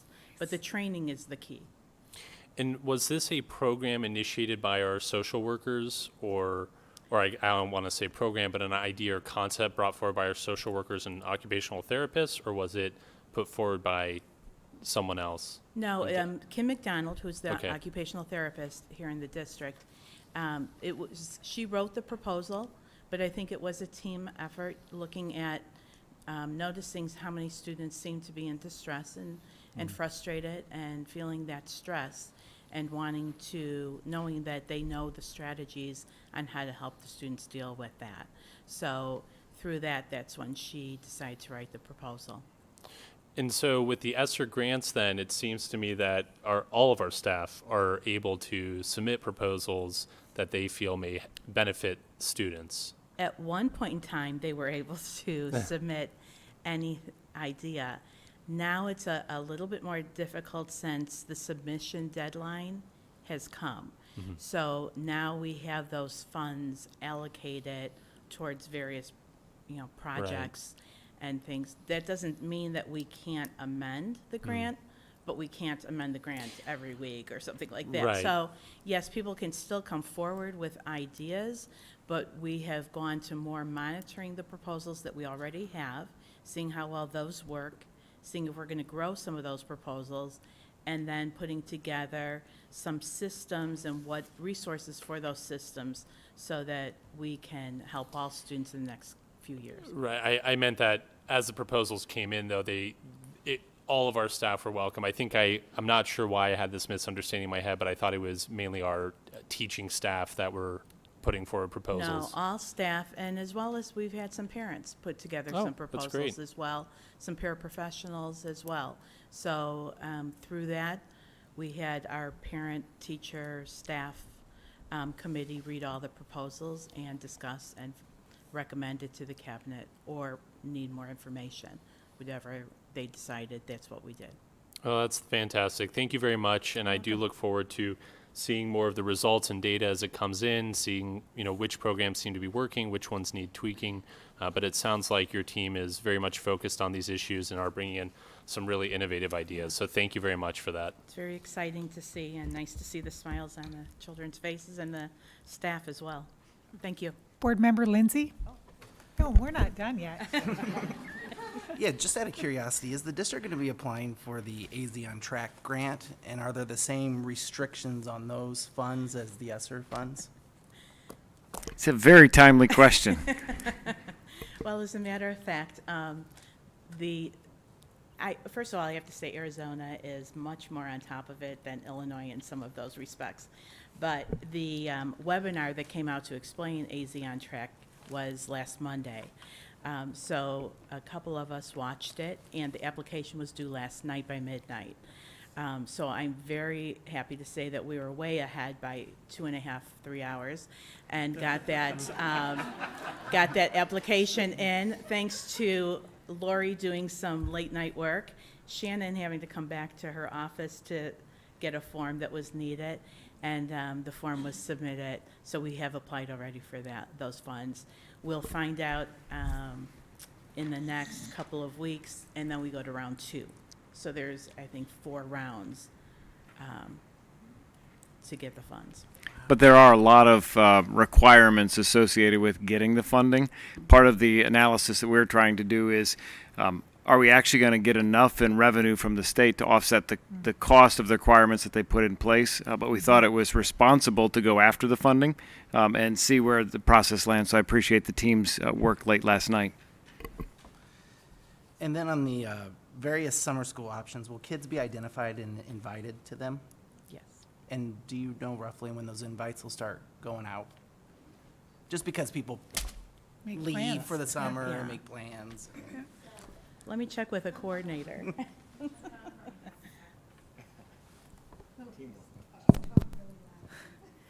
Thank you. Because we have more consistent data district-wide this year with FastBridge at the elementary level, we are able to streamline the process and not put one more thing on the buildings and ask teachers and principals to identify students. They absolutely can identify students beyond what we're finding with the data, but we're using that data to identify students that need extra support in reading and math for the K-5 summer boost. And Dr. Dawes is busy hiring coordinators, creating the letters, sending out the letters soon. So that is all happening in real time and earlier than last year, I'm happy to report. Awesome, thank you. Do they have nests on the campus for the adults? Seriously, looking at that, I was like, oh, man, I think every building could use nests. They sure could. And it was yes. great to see that the wraparound services we provide to our kids, our occupational therapy and our social workers, are working together to help our students. Awesome. I also would like for us to start really thinking about this Tonto Creek comes to SUSD as a more consistent opportunity for our students, but I also would love to know that our kids are going to go back to Tonto Creek, those that can, whatever grade level, I think it was 5th grade, right? So you doing that this year? April 20th to 22nd. Nice, very good. Those are those lifelong experiences that, kids remember forever, and they think back to those experiences with great memories, and fondness, so that's great. Yes, that increased shift in place-based learning is something I think is really important. And hey, who came up with the newcomer orientation? Whose idea was that? Margaret Cerna. That's awesome. Yeah. That's wonderful. I'd love to hear that. And is that going to be that's kindergarten through high school? I know elementary. I'm not sure about the high school. Well, I can ask her and we'll get back to you with the answer for that. Sure, thank you. I just felt like that was a brilliant idea. Thank you, board members, for bringing up your questions and comments, and thank you all for your presentation today. Oh, thank you. Board Member Beckman. Just really fast. Alice, you're a perfect person to ask about this. Really quickly, what is the difference, or will this take place of, Kiva used to go to Lake Pleasant, and they would do kind of an outdoor learning environment, et cetera. Is it similar? Is it completely different? Will it take the place of that? Do you know? I was thinking about that, thinking that this may be a little more structured and more academic, where Lake Pleasant, not to say that Lake Pleasant, they didn't learn things and we, searched for bones and owl pellets and things like that. But I think this may be a little bit higher level. Okay. So this could definitely be an opportunity. I do think, the cost of the mobile STEM lab is pricey. We did try to get a discount, which we did, not as much of one as I had hoped for, but we did. They're a nonprofit too, so it's not like they're marking things up. But maybe we could even do a rotational basis of learning communities or grade levels or something to help continue this partnership. But it is a pretty expensive program. So it'd be something that probably took the place of, should we roll it out across? Okay. Correct, yes. Thank you. Board Member Lindsay. Nope. Flashing for fun. Question about the college interns. Are we looping them in to be potential teachers in SUSD as well? From the mobile STEM lab? Yeah? We hope so. But that's something that we can discuss with our partners. Yeah, that seems like a nice bridge to build. Isn't that great? Yeah, All the way up through college. excellent. Thank you for your presentation. Next up is a presentation and information on potential district additional assistance override. Dr. Menzel? Yes, we're not going to let Shannon sit down tonight. And the next presentation is really important, related to a topic that we said that we would bring back to you in March for initial conversation. And so I'll turn it over to Shannon to walk through the details. Yes, I will be up here quite often, or quite a bit tonight, but that's okay. So again, good evening, Board President Snowski, Vice President Hartwells, members of the Governing Board, Dr. Menzel, and guests. Tonight I am talking about a potential district additional assistance override, and what that could look like and what that could mean for the district. So with that, this kind of looks at what is a district additional assistance override, and it is a special election requesting voter approval to do a secondary tax levy that provides capital needs that our capital budget could not otherwise provide. Arizona state statute allows governing boards to, has the authority to call this or send this to voters for approval. And that per that statute, it's a dollar amount or 10% of the revenue control limit, whichever is less. So we'll get into that a little bit more, but it gives us the flexibility to kind of determine where we want that to land. And then funds generated through that, and what we've used them for in the past are generally furniture, fixtures, equipment, or FF&E, technology, playground equipment, curriculum, fine arts equipment, athletics, playgrounds, and the libraries. We, earlier this year, put together a capital planning committee that looked at what are our capital needs for the next 5 years.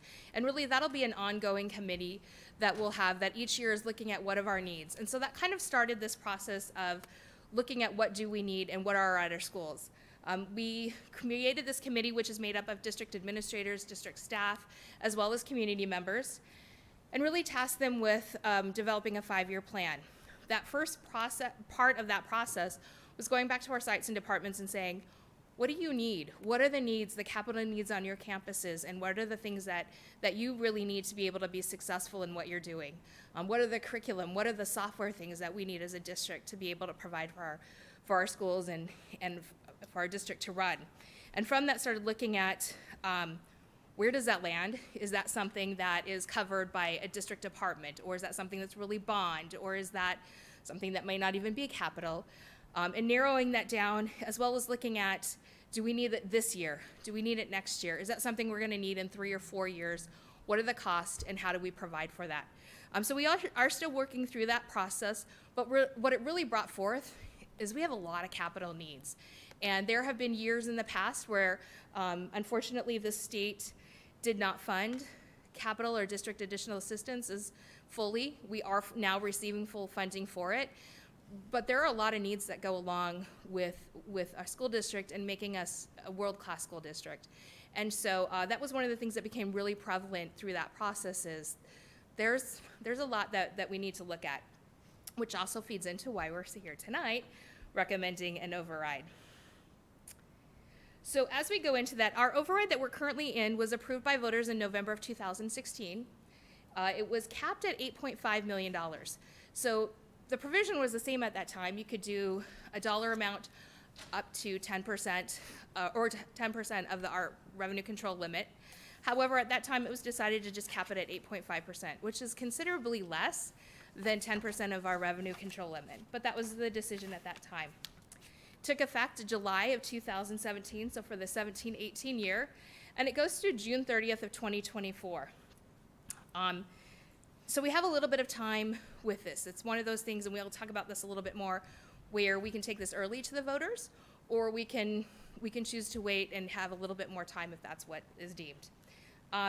Right now, for the district additional capital or additional assistance fund override, it's about 13 cents per 100 of property taxable value. So it's not a huge amount within what's in our tax rate. When we're looking at possibilities for the future, we can go, like I said, to the voters November of 2022 if the governing board so chooses, or we could wait until November 23. One thing that could happen is we choose to take this in November 22, and if it passes, great. It's in place for the 23-24 school year. If it didn't for some reason, we have the option to take it again, and we haven't lost those funds. So those funds don't go away until the 24-25 school year. There's other options as well with deciding what we wanted to do that amount for. So if you look at the 10% of our revenue control limit, we estimate for the 23-24 school year that our revenue control limit will be about $135 million.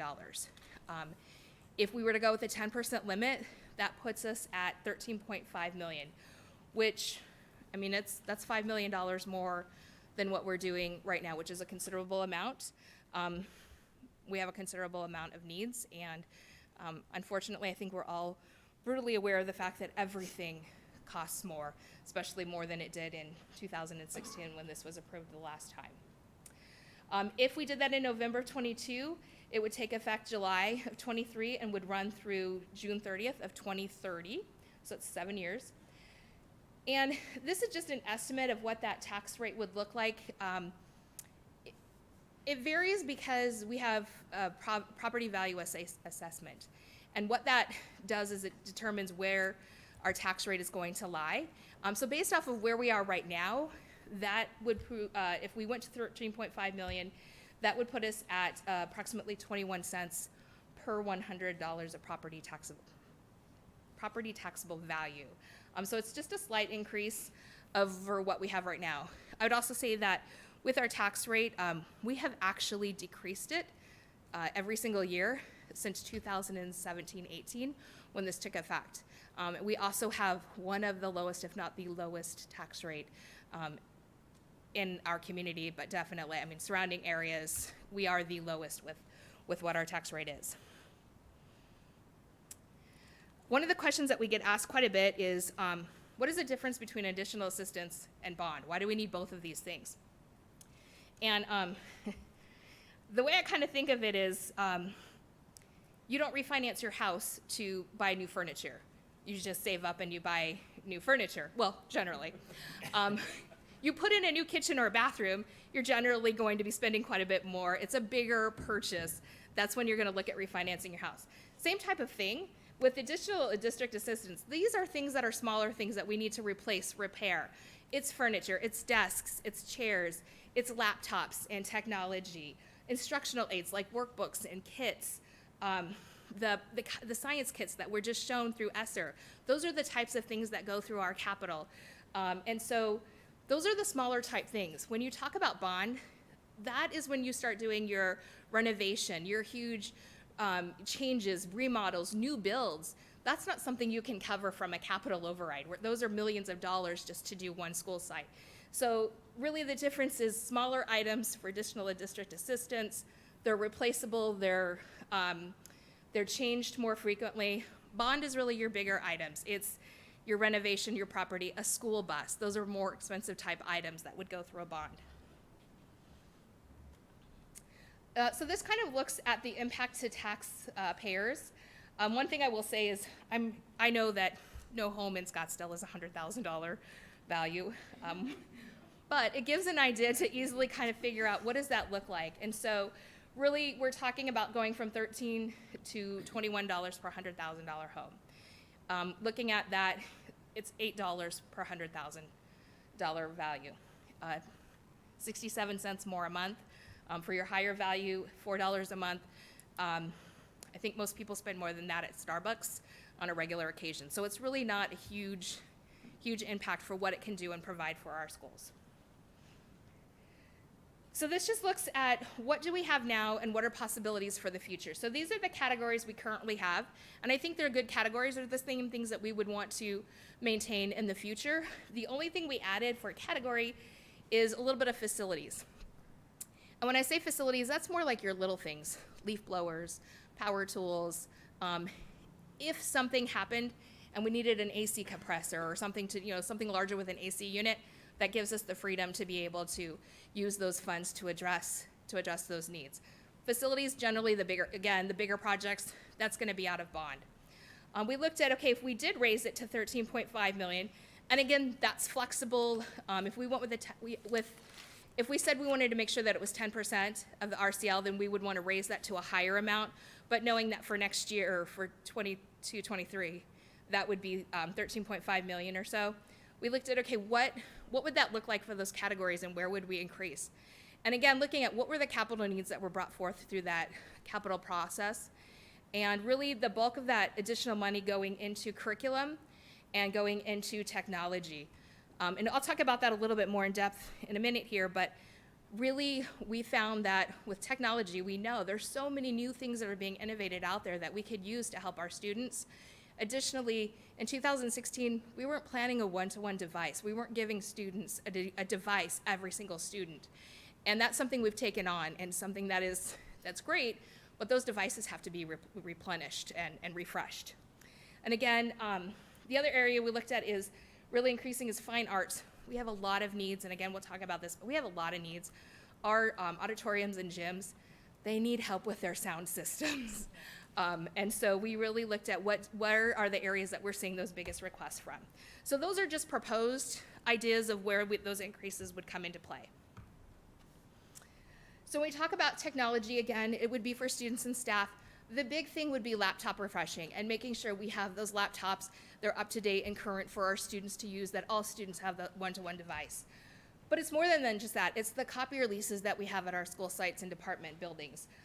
They talked about these View mini interactive displays for students to be able to interact with the teacher. The interactive flat panels, dot cameras, Jabra microphones. I didn't know what a Jabra microphone was until recently, but if you're doing a hybrid meeting and you have some people in person and you have others on Zoom or Teams or whatnot, you really need one of these microphones, or you can't have, everybody can't hear and collaborate together. So Jabra phone microphones. But we also do a lot of software through there, and that includes, we put in prisms of reality. Right now that's being funded through ESSER, but If we wanted to expand that, or we wanted to keep that program beyond ESSER, that's a license that could be paid through the capital override. But we also do 360 feedback, which is for our staff to be able to tell how our staff are doing and what areas that they need feedback on. We use it for Let's Talk, so our community can communicate with us on what are the addresses or concerns that they have for us. We use it in our curriculum for online learning platforms, for EduLink and Synergy, as well as that's how we pay for our financial software that we use for financial and human resources, as well as our time clock for our staff to track. So a lot of really important things within technology, and like I said, as we all know, technology is getting more and more expensive, and there's more and more cool things that are coming out, but you have to have the resources to be able to do that.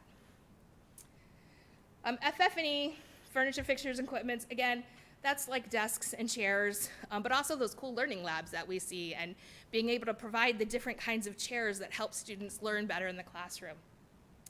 As well as recess equipment, assistance equipment. So again, talking about what do we need for our special needs students to be able to help them to learn better, as well as whiteboards, ice machines, water coolers, those type of things. In the library, same type of thing. It's the furniture that's in there. It's the student tables. It's the learning areas, reading materials, but it's also the software that we use to track what books are coming in and out and our resources that are being checked in and out, and also making sure they're checked in, or if they're not, that we collect fees for it.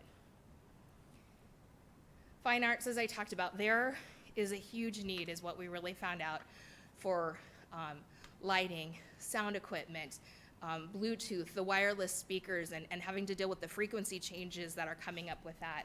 And that's even in the gymnasiums and stadiums, just being able to have that sound equipment, choir risers, and then in the PE and weight rooms, just having the equipment for that, as well as musical instruments. So there was a huge need in that area, is what we were finding. Curriculum, again, right now, we use ESSER to pay for iReady and some of those other things, but to be able to do iReady, FastBridge, Read 180, Prisms of Reality that we talked about, some of those other cool technologies that are part of curriculum, as well as the science kits that we see and provide. All of that runs through curriculum. Athletics, the helmets and the pads and the equipment that they need to be successful, uniforms, lockers, scoring equipment, and then this is a new one, and I know Michelle Watt is super excited about it, but AIA is now sanctioning esports, and that's a big deal that's coming up for our kids, and that's a new way to connect with students that maybe aren't into football, but they're into gaming, and getting them connected into the schools. But to be able to do that, there's a lot of gaming equipment that goes along with it that needs to be purchased. So having the funds to be able to provide that new experience for our students who want to be involved but maybe aren't necessarily super athletic. Weights, and then the playground and facilities. One of the big things, I think every school asks for shade structures. And I think every parent would also ask for shade structures in the parking lot and the pickup areas, but on the playgrounds and around the schools, so that kids can go outside and do learning outside and not roast when it's 100 degrees outside. So again, playground equipment, shade structures, picnic tables, outdoor learning areas. Those are the kind of the things that go through there. So for the next steps, today is just on a potential, and if we want to move forward with that, if that is something the board would want to do, the next step would be to come back to the board for an action and resolution approving moving forward with that authorization to the voters. And so we would bring that back. We would also have to determine, do we want to cap it at 13 million? Do we want to go lower? Do we want to go higher, so that we have the flexibility as the revenue control limit increases, that we're not capped at a lower level? So there's a couple of options there. But so the next steps would be, if that's something the governing board would like to do, we would then bring that back with a resolution that definitely has the amount and what we would be calling or sending to the public. Then once that is approved, we start working with the Maricopa County elections, setting that up. We change how we talk about things, and it becomes very factual. So we would then do community meetings with our community, so they understand exactly what is an override, how are we going to be using it, and how that impacts them and their family. And then November 8th would be election day, if we chose to do this for November of 22. If it was decided that no, we want to hold off and wait, then we would continue to you look at data and see what next steps want to be and move forward from there. So with that, I'll take questions. Vice President Dr. Hartwells. Thank you, President Sanowski. Thank you, Shannon. Where can the community find the names of the members of the Capital Committee? Is that on the community hub? I think it's on the community hub, but I will double check that. I know we have 4 members. Unfortunately, I don't know the names off the top of my head, but I know we do have 4 community members on that. Okay, and just make sure that that's accessible. I'm Yes. sure it is. I'm just asking. And then I would like to, in this conversation, in the interest of time, 1 and 2, I'd like to drill down into some of these categories, specifically athletics. It does seem like the booster clubs are expected to cover a lot of expenses that perhaps the district could and should be covering. I'd like to understand a little bit more about how that number is pretty low compared to some of the expenses, some of the athletic expenses that I saw here on your proposal. And secondly, a number of our elementary schools do not have space for science labs. And so I'm wondering if this might be an opportunity to maybe price out some of those spaces under the playground facilities category so that those schools can get their science labs either back or up and running. Thank you. And that's, we'll definitely take a look. A science lab might be something that would be more under a bond, but we can definitely take a look to see if there's a spot on campus that we can reconfigure to Thank make that you. work. Board Member Beckman.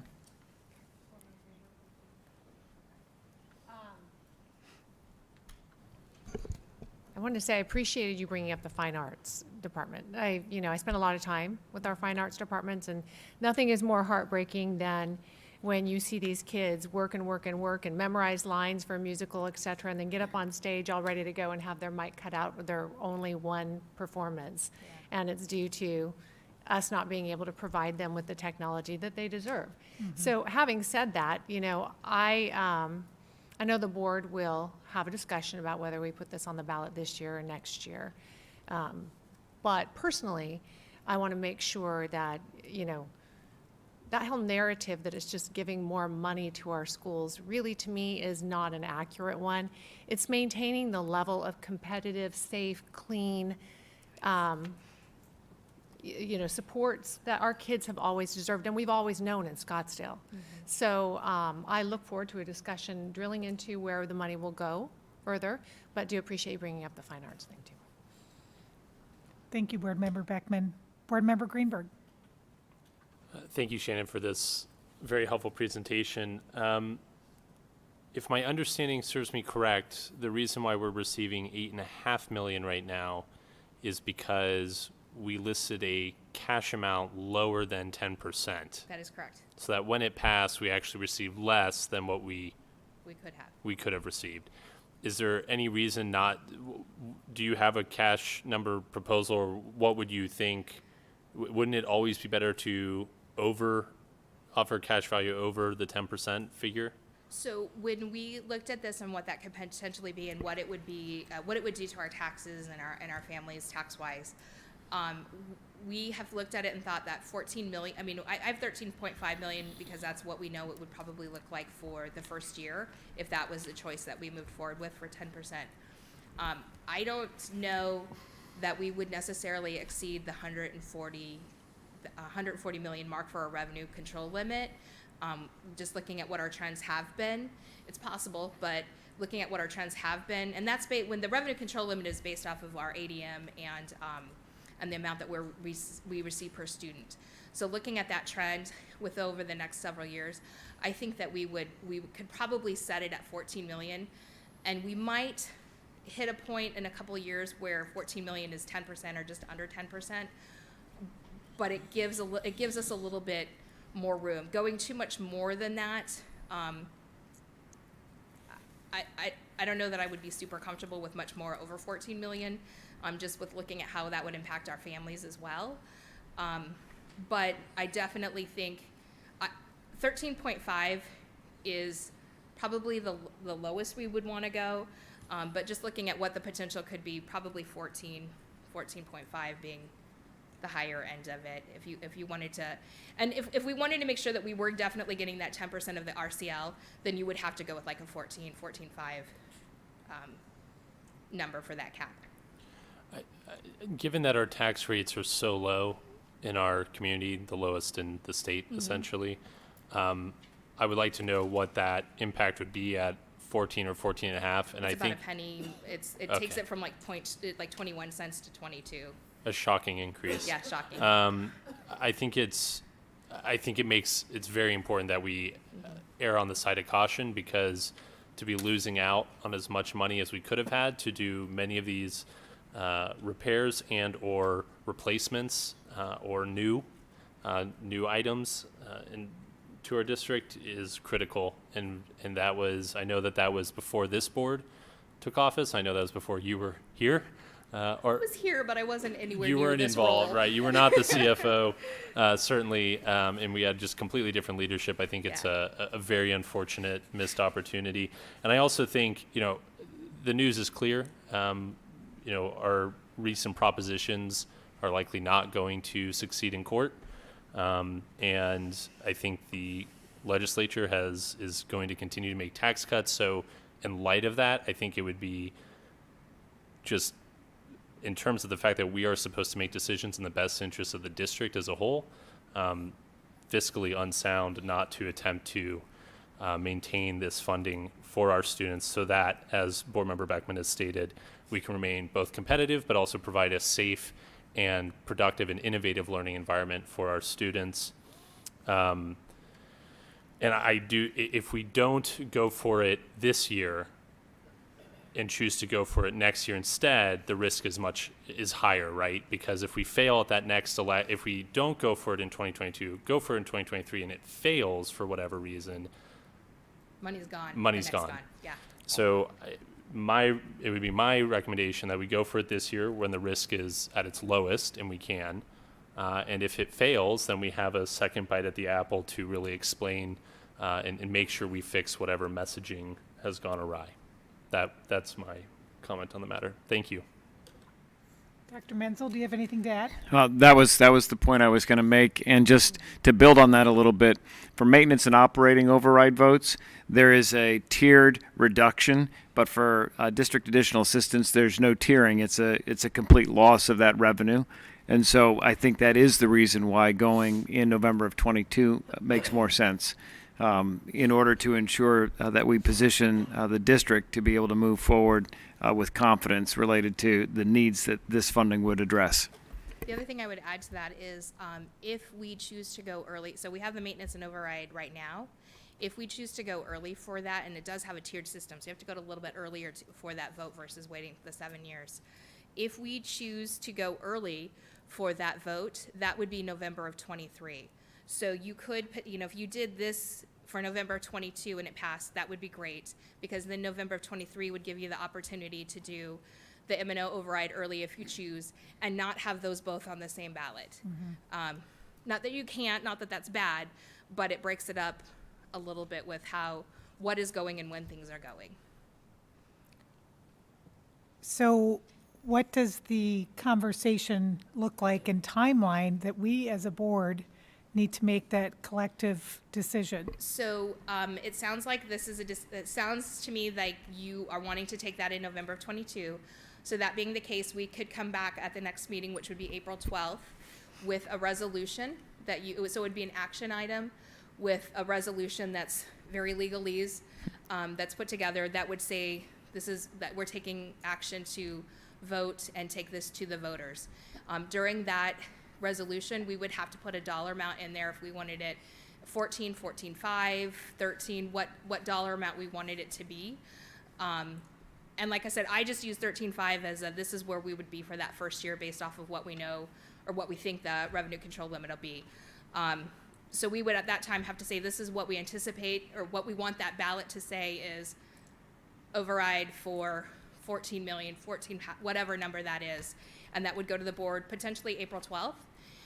If that was approved, then the ball starts rolling and we start working with our financial advisors. We have one of them here tonight, Bill Davis, but we'll start working with them and with our legal team to start putting together. There's pamphlet information that goes out And then it becomes at that point, it becomes a very factual discussion within our employees.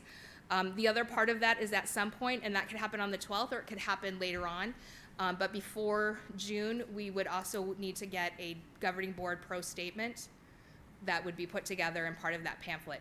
That could happen on the 12th or it could happen later at a different meeting, but the first step would be the action item and the resolution calling for that. Super, thank you, Shannon. Any other board members have any comments they'd like to make? Okay, we will move on to 6C, Kairos Health Arizona Annual Report for the Benefit Insurance Plans. Please continue. Well, actually, we have invited Kairos. So Kairos is the company that we work with to provide us with our medical insurance as well as ancillary insurance programs.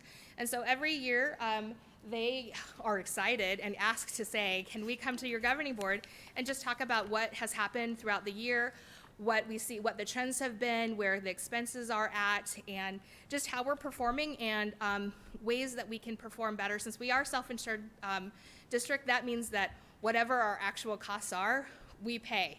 And so they have some an overview of how that looks and what it looks like and some ideas on what we could do to help with costs in the future. So I'm going to invite up Tanya Edwards, and is it just you tonight, or you bring the team? Okay, to share with you about Kairos.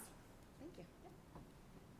Madam President, Madam Vice President, fellow board members, Dr. Menzel, nice to see everybody tonight. Thank you for the opportunity. Shannon actually gave me about 7 to 8 minutes to do this overview, so if you'll bear with me, we'll do our very best to give a high-level presentation on the performance. I wanted to start by saying we want to keep with the theme that you expressed tonight in terms of celebrating accomplishments, but also looking for areas of opportunity or improvement. In terms of employee benefits in the healthcare space, there is a tremendous opportunity to improve both quality of care as well as cost of care. And so part of our primary responsibility is to provide those options to Scottsdale Unified School District, their employees, as well as their families. So again, thank you for the opportunity to be here today. I want to start by, and I think Shannon mentioned this, Scottsdale actually joined Kairos back in 2017. You did join as a self-insured entity, and in doing so, you are responsible for the costs versus paying a fully insured premium to an insurance carrier who would reap the rewards of, good benefit years versus bad benefit years. For every $100 in contributions, $92 actually go to claim expenditures incurred by your employees and their families. The other $8 represents operating expenses, things like renting the network, claims administration, stop-loss premiums, et cetera. What I included here today is just a high-level performance snapshot of the last couple of years and the current year to date on where we see those major service categories and where we've seen some modifications or changes in terms of usage and cost. So the first category is inpatient. Those are your hospital stays and things of that nature. Outpatient are things like outpatient surgeries, independent labs, x-rays, MRIs, those sorts of things. Office visits are your typical primary care visits as well as specialists and so forth. And then obviously pharmacy expenditures or prescriptions and so forth. One of the most interesting things that you can see here in the 2021 year was a pretty significant increase in the outpatient spend category. And that's actually a trend that we've seen across the industry. And part of the reason for that, and I'll give you kind of two drivers that we're seeing within the data, has to do with one, large claim or high dollar claim expenditures. And then the second being medications that are not able to be provided via a pharmacy, but instead have to be administered in a medical setting. And so there's been a tremendous amount of uptick in those types of services. Thankfully for technology, right, we can treat drugs, treat conditions and things that we haven't been able to do in the past, but those do come at an expense. So in reviewing the claim information specifically for Scottsdale, we did see that uptick in the 2021 year. We have seen some decreases in some of those categories or some leveling off, as you can see in the current year that we are in. So as mentioned, one of the primary drivers that we're seeing in terms of that spend has to do with those larger high-dollar claimants. As you can see in 2019, 2020, we actually had about 47 claimants out of your 2,600 enrolled lives that spent over $50,000. 47 claimants, so it's about 1.8% of your population that drove approximately 49% of your spend, or $5.7 million of almost $12 million. If you fast forward to 2021, that actually increased up to about 61 claimants, or 2% of the population, and the cost for those individuals ran up 57% of your total spend.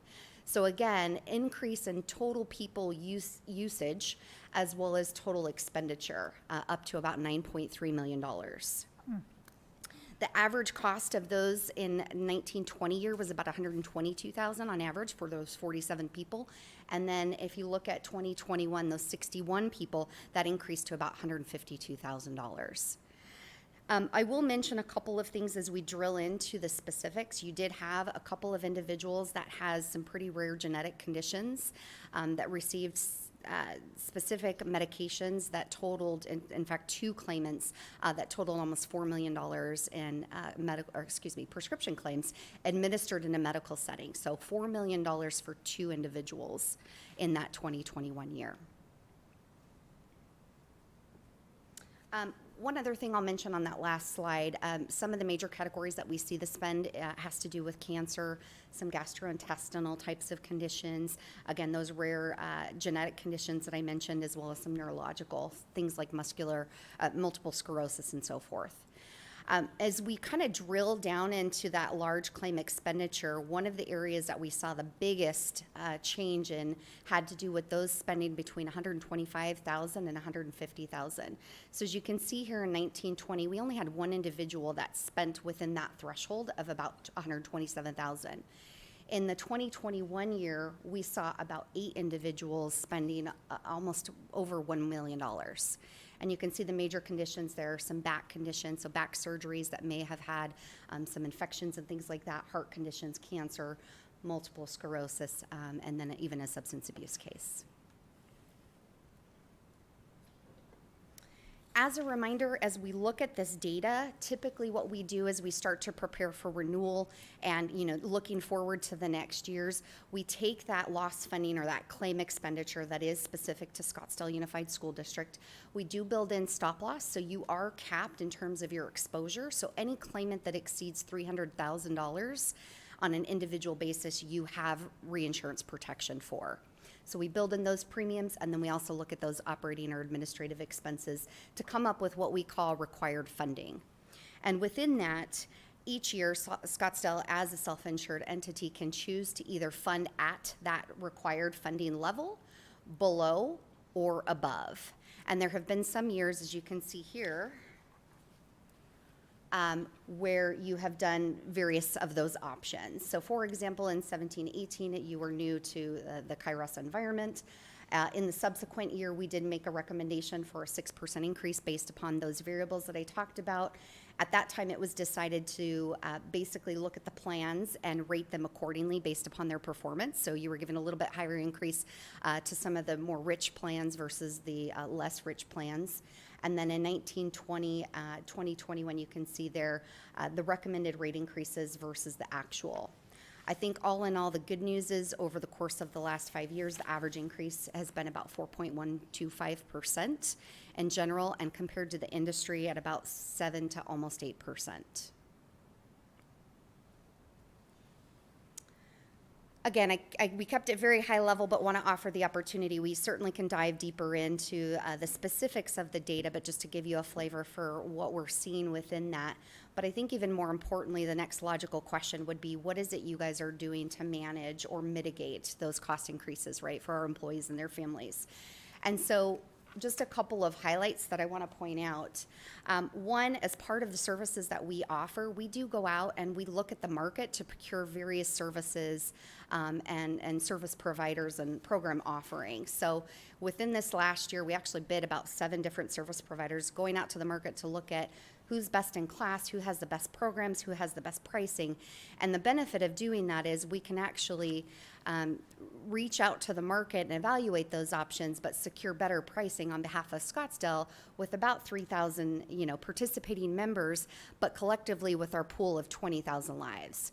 So again, really kind of leveraging the purchasing power of the broader group while saving money and increasing services and programs.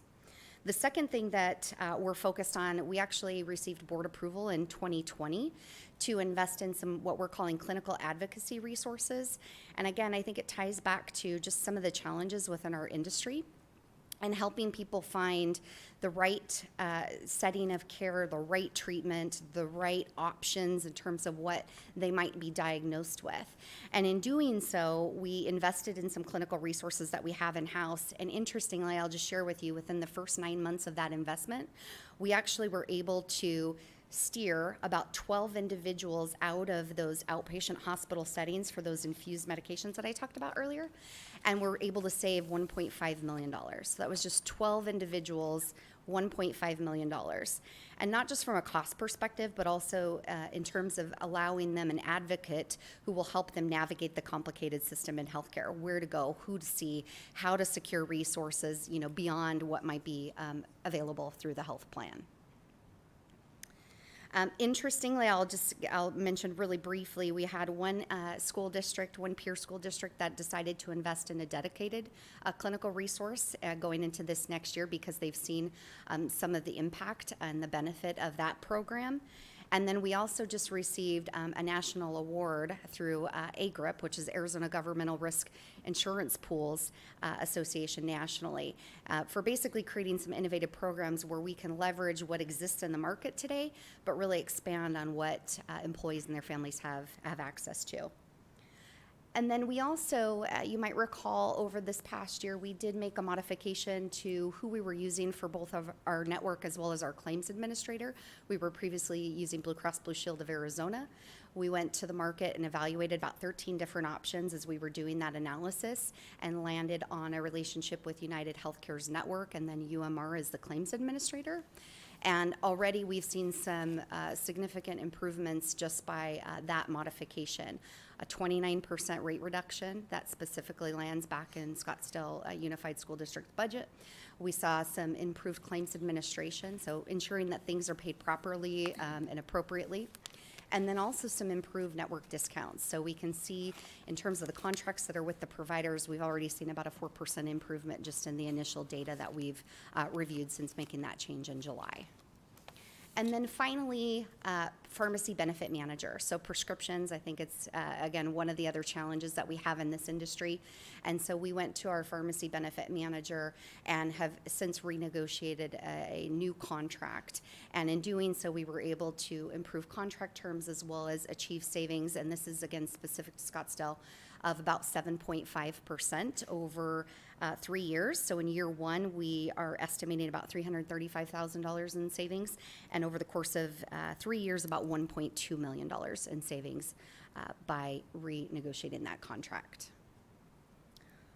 With that said, I don't know if that was 7 to 8 minutes, but again, very high level. We would be more than happy to do a deeper dive and provide even more detail in terms of the performance of the program, but would be happy to entertain any questions you might have.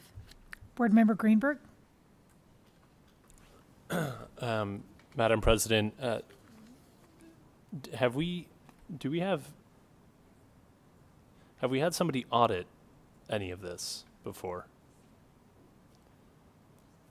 You're asking me that? Well, I just mean generally. I mean, have we had anyone audit this? Our expenditures? Our expenditures and the performance of our plans. Sure. As a district, no. Kairos, as their own board, has somebody come in every single year to audit the books on how things are paid and coded and were things paid appropriately. and to the contract itself within Kairos. And so that's done, but as a district, no, I mean, it's audited in that we pay it through our self-insurance trust, and and we have our self-insurance trust is audited. But when you look at that, they're looking at our thing, you know, what was the revenue that was deposited into the self-insurance trust? What was the claim, you know, what did we pay directly to Kairos? Because we pay Kairos, Kairos pays the vendor. So I think the simple answer is really no, the district hasn't, but Kairos does have that audit function done every single year. And may I expand? We actually, I know you guys perform a financial audit. The financial auditors do actually secure records to support reviewing as part of the financial audit. So we'll turn over general ledgers, all of the invoices, all of the supporting documentation to show what those expenditures are at a very detailed level.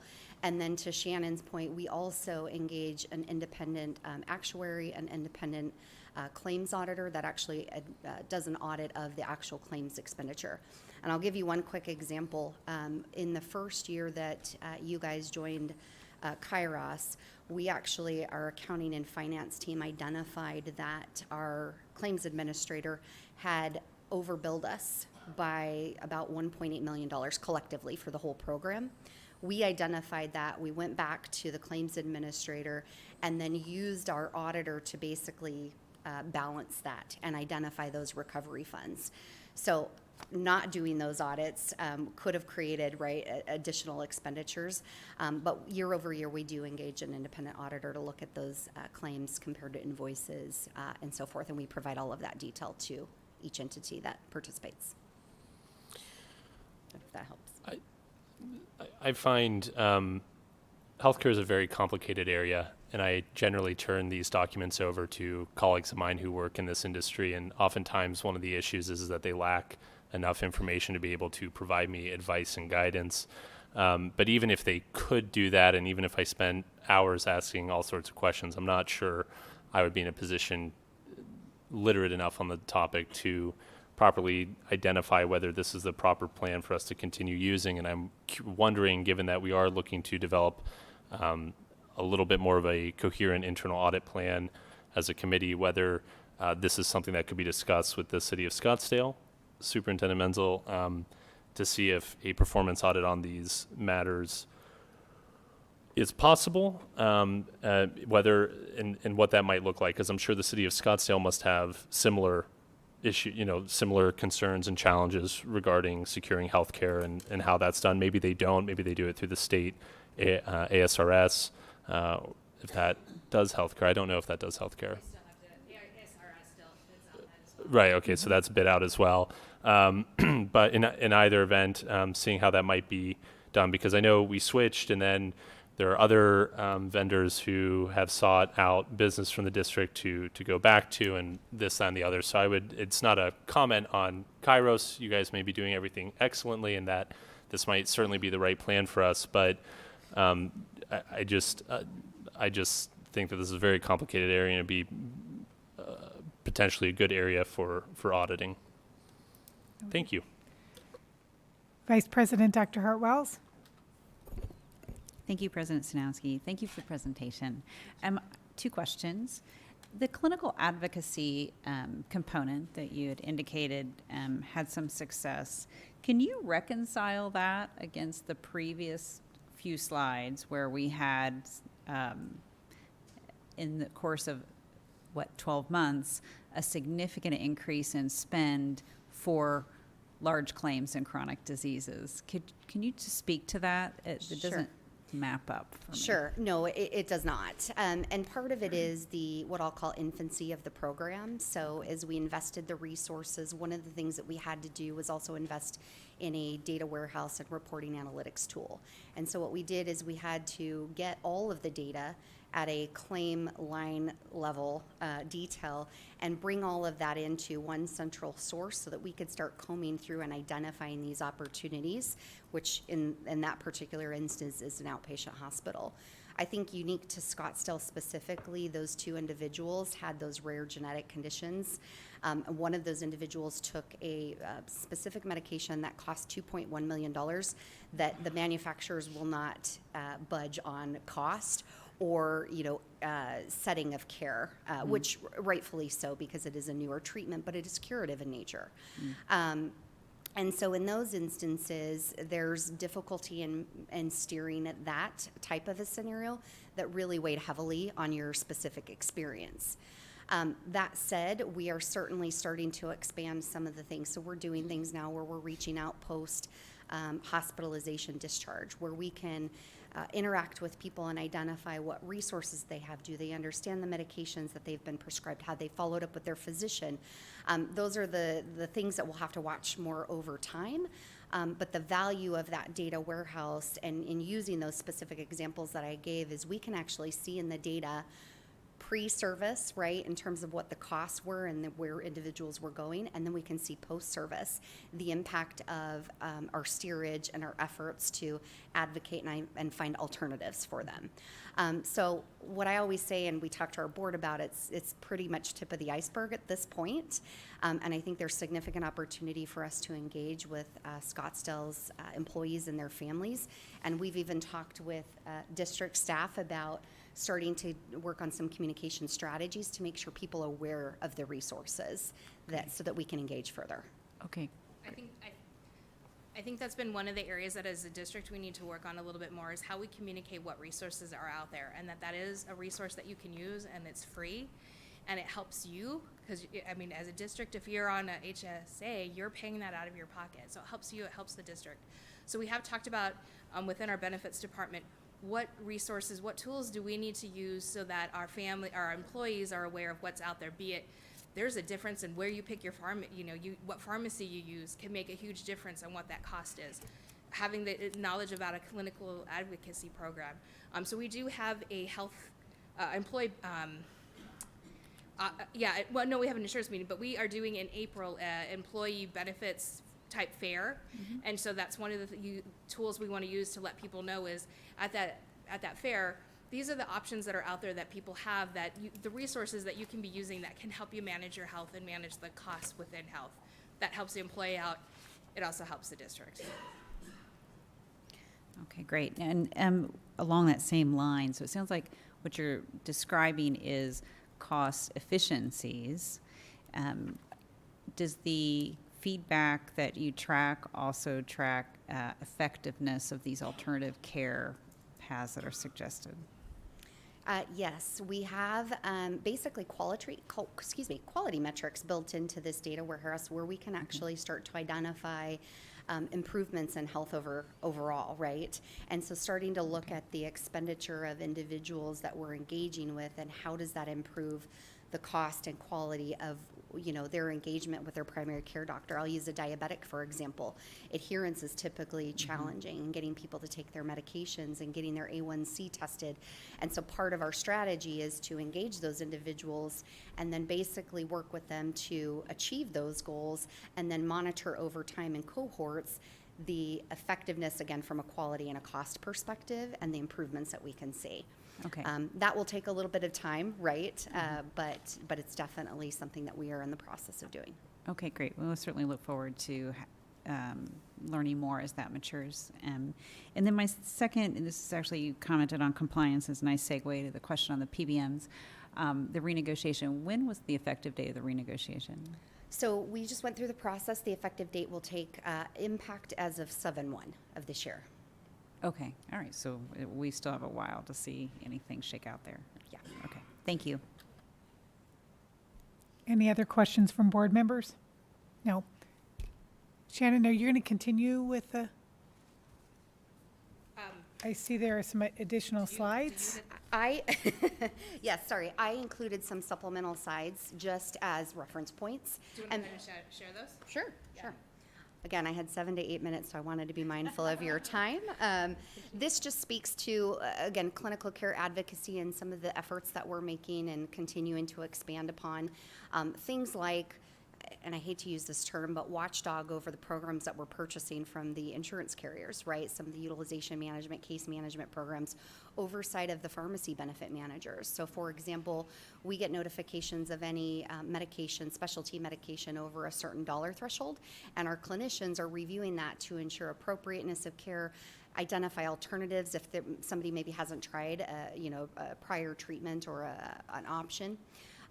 Oversight of some of the treatment plans and so forth. And I just want to make clear that it's not only the oversight from a quality and cost perspective, because we don't want to tell providers, right, how to treat patients, but we also know from some of the research that many of the providers are overwhelmed with information too. So getting just them the information that we have access to as well, to collaborate and identify that there are options and alternatives out there. And then again, really just serving as an employee advocate to help them navigate the system and improve the experience.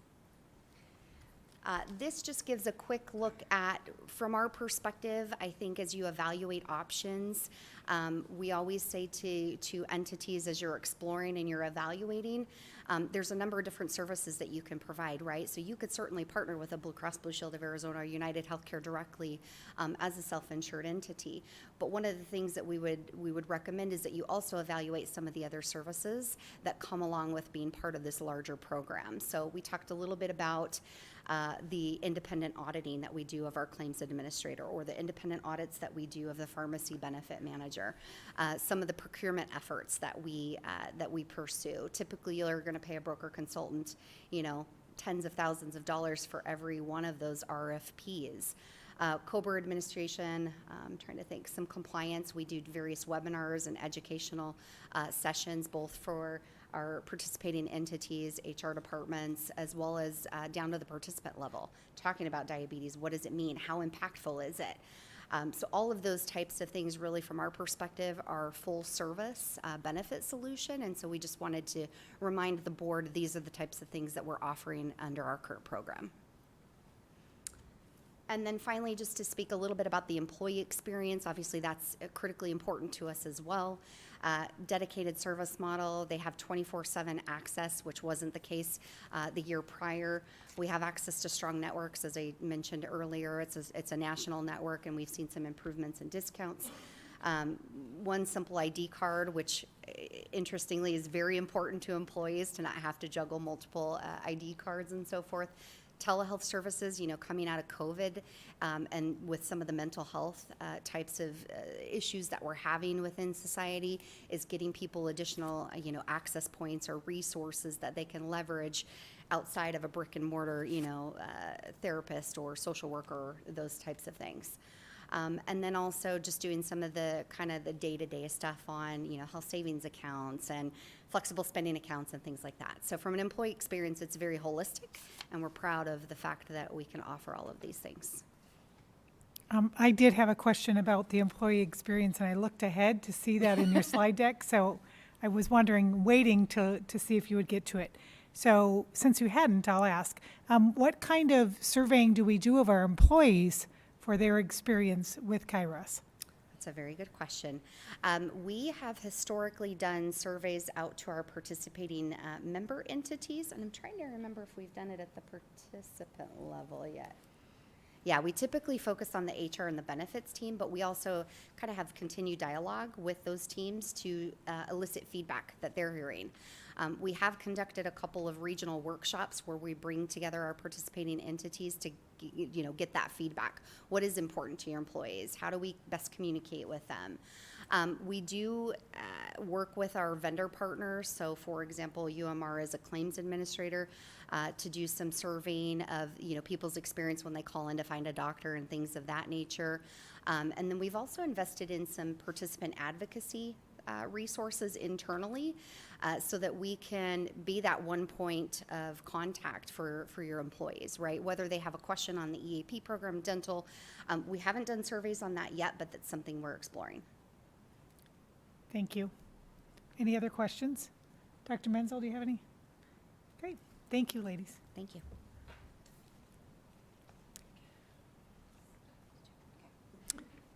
We will move on to our consent agenda.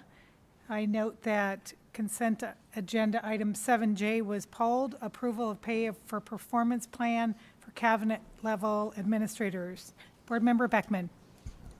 Yes, thank you, Board President Sanowski. There was a few questions that I had emailed to Dr. Menzel that I will repeat here that I was hoping he could kind of speak to or address.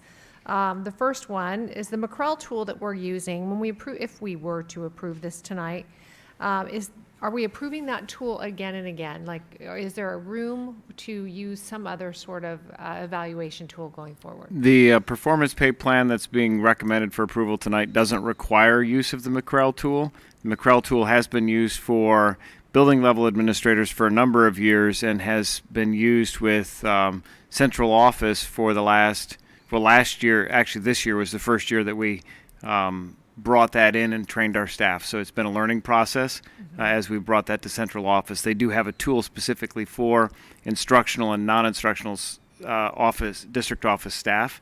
And so this was the first year of implementing that. Okay, thanks. The second question is, how will the board learn by mid-June how much of the performance-based plan will be earned by your individual cabinet members? So once the final performance evaluation is completed with each of the cabinet members, then I will share with the governing board what each individual earned. Okay, before it comes to agenda. Well, that's a conversation that Lori can weigh in on in terms of the process. So you've already approved the cabinet level contracts. That included the provision related to bonus pay up to a certain amount. So that doesn't require additional board approval for those amounts to be paid out because you've already approved them.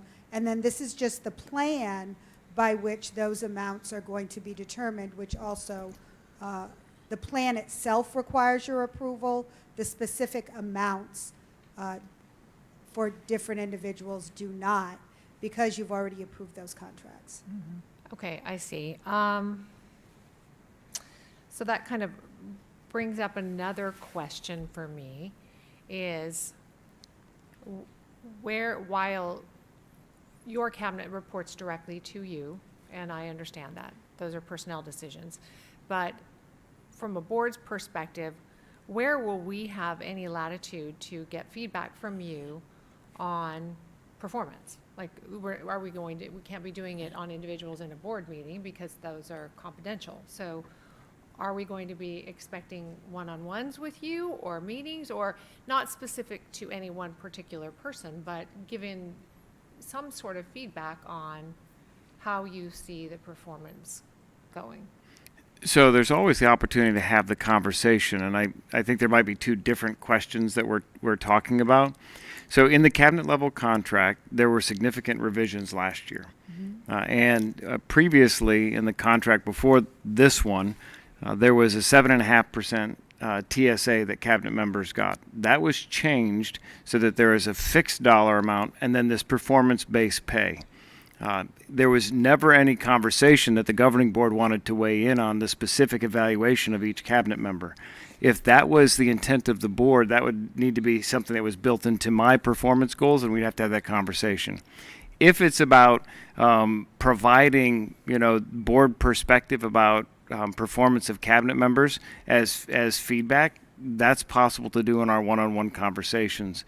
But it's getting clarity around what the expectation is in terms of who's making the determination. And my question is really about the process. That's not trying to drill out any one particular person or that there's a need specifically, just the process itself. Because that comes to my final question, which is your involvement in the goal setting and how involved you were. And as a board, will we have an opportunity to understand and how, if the goals that you set together, if they were set together, were met? So the way the process unfolded is first the team has been trained, and Dr. Sackos could probably talk about some of the training related to McCrell specifically, but the team was trained on the tool. The specific request was for each cabinet member to identify one particular goal in each of the core domains of the McCrell tool. From there, they were also asked to identify suggested performance pay metrics. And in particular, the performance pay needed to be something that was measurable and achievable within the fiscal year. Otherwise, it wouldn't be valuable, right? If it's a goal you can't achieve, then it's not really a meaningful metric from a performance pay perspective. So there are two sets of goals. There are the overall goals using the McCrell framework with one specific area of focus in each of the domains. Then the performance pay goals. The third overlay is alignment with our strategic plan. Now remember, when these goals were initially developed early in the year, we didn't have board approval on phase 2 of the strategic plan. So people made good faith attempts at the beginning of the year to identify what those were. So we were adopting a new tool, working our way through that iteratively, and cabinet members can attest to the fact that they brought forward proposals. We had a conversation about where those could be strengthened or further refined and reached agreement on what those look like. We didn't require everyone's document to look the same, but we did require everyone to follow the same process. And that's primarily what I was looking for. Since they directly report to you, I would speak to you and would Yes. hope that we would have some feedback as a board in some way about these are the challenges that we are facing. These are the areas where I feel like the cabinet has excelled. Just some sort of indication on where you think there's room for growth or where you think that there's some lessons that were learned, So you know this on my whiteboard, the two words that have been there consistently are coherence and alignment. And so this year we've been learning our way into that process. As the strategic plan is finalized by the end of this year, we can tighten that alignment. The other conversation that we had on a preliminary basis, but it doesn't work for all of cabinet, it works for part of cabinet, is there can be some shared performance metrics. So when you think about teaching and learning, elementary and secondary education, and an achievement focus, there might be some things that they're working on collectively. Might not be fair to make that Lori or Shannon's performance target because their scope of responsibility is very different. So we've been working through what might be a collective effort versus what's individual and how that can be structured. Okay, and I appreciate that. I will leave you with one last thing. I primarily pulled this because we interact with leadership and cabinet members to some extent, but they interact mostly with you. So with regard to goals, there could be times where we really don't know if someone has done a spectacular job because we're just interacting with you maybe at a board meeting or whatnot. So the communication for me is key around these evaluations and the goals and the performance in both of them. Thank you. Board Member Greenberg.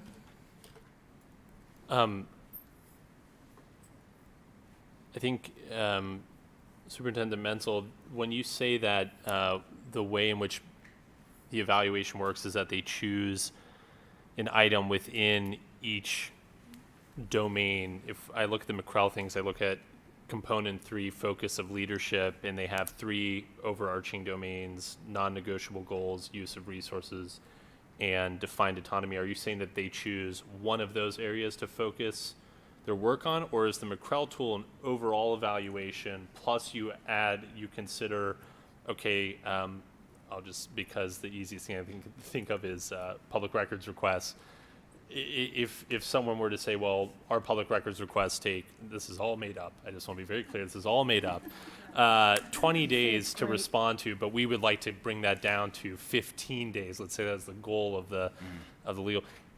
Is that what you're saying? Is that you're combining the overall, the holistic view of, is this person proficient or developing in an area, and are they working on it, plus specific goals that they've tried to set out and achieve, or are they completely separate items? So I'm going to let Lori speak, then Dr. Sackos can talk about the tool. It's interesting you brought up, I do actually have a public records goal. Oh, But the public records goal, and remember, I'm outside of the McCrell process because my evaluation Right. is set forth in board policy. But what I will tell you about the way I went about developing my goals is I have a public records goal devoted to transparency and data management and spotting trends that relates to making sure we have the data, using that data effectively, and making sure, obviously, that the requests are processed in a timely manner. But yes, it's that granular. I have a public records goal, but it's around how we're going to utilize that and make sure that we're fulfilling the purpose of those public records in the larger service of making sure that the district's functioning at a high level. Okay. Well, I certainly appreciate the discussion, and I appreciate this item being pulled. I think my two thoughts are philosophically, I personally feel that, as a board, our focus is on the superintendent, and that if we have feedback on other individuals or we have concerns or, or the opposite, concerns, we have praise to offer, it's well within our permit or review, purview to provide that feedback to you. But I think really evaluating your staff is your goal. The other side of this, though, is, I think performance pay goals are great. I think they're excellent at a cabinet level. I really hope that we're able to develop a similar system for all of our staff, teachers, hourly staff, the like, because I think by giving staff the opportunity to take on greater responsibilities and do unique things and implement projects and what have you, that they should be rewarded for hitting certain targets and goals that they have set out. Or alternatively, if they don't manage to do that, they don't manage to do it and they're not punished. But certainly that opportunity for greater growth. And I do think that is something that Mark Tucker, hits a lot on in his, on high-performing districts. So I just want to that would point be out. contemplated in Goal 3 of our strategic plan. Right. And so that's part of what we would expect to be able to flesh out. Yes. All right. Thank you very much. Vice President Dr. Hartwell? Thank you, President Sanowski. I actually just wanted to reinforce my one question. Board Member Beckman did ask, so I just want to confirm, I'm going to ask it a little bit differently. And that is, while my understanding is that with an approval this evening, then there would be no subsequent approval for the exact dollar amounts to the cabinet under the performance pay. And that's just a yes or no, if I understand correctly? Yes. Okay, thank you. However, will there be a disclosure to the board Yes. of the exact amounts to the individual cabinet members? Is that's not precluded, is it? It's not precluded. I would think as a budgetary item, you would get at least an aggregate expenditure of performance pay payout. You can discuss with Dr. Menzel. I mean, it is a personnel matter, whether or not it's going to go down to the granular level of how much each individual cabinet member was awarded in that performance pay. Okay, all right, thank you. Any other questions or comments or concerns?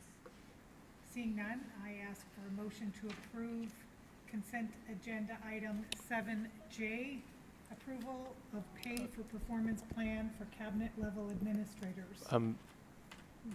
May I just ask, can we approve 7J before approving the rest of the consent agenda? We already approved. No, we didn't approve. No, we didn't. Right. No, we haven't. Do we do this, or we just do it all?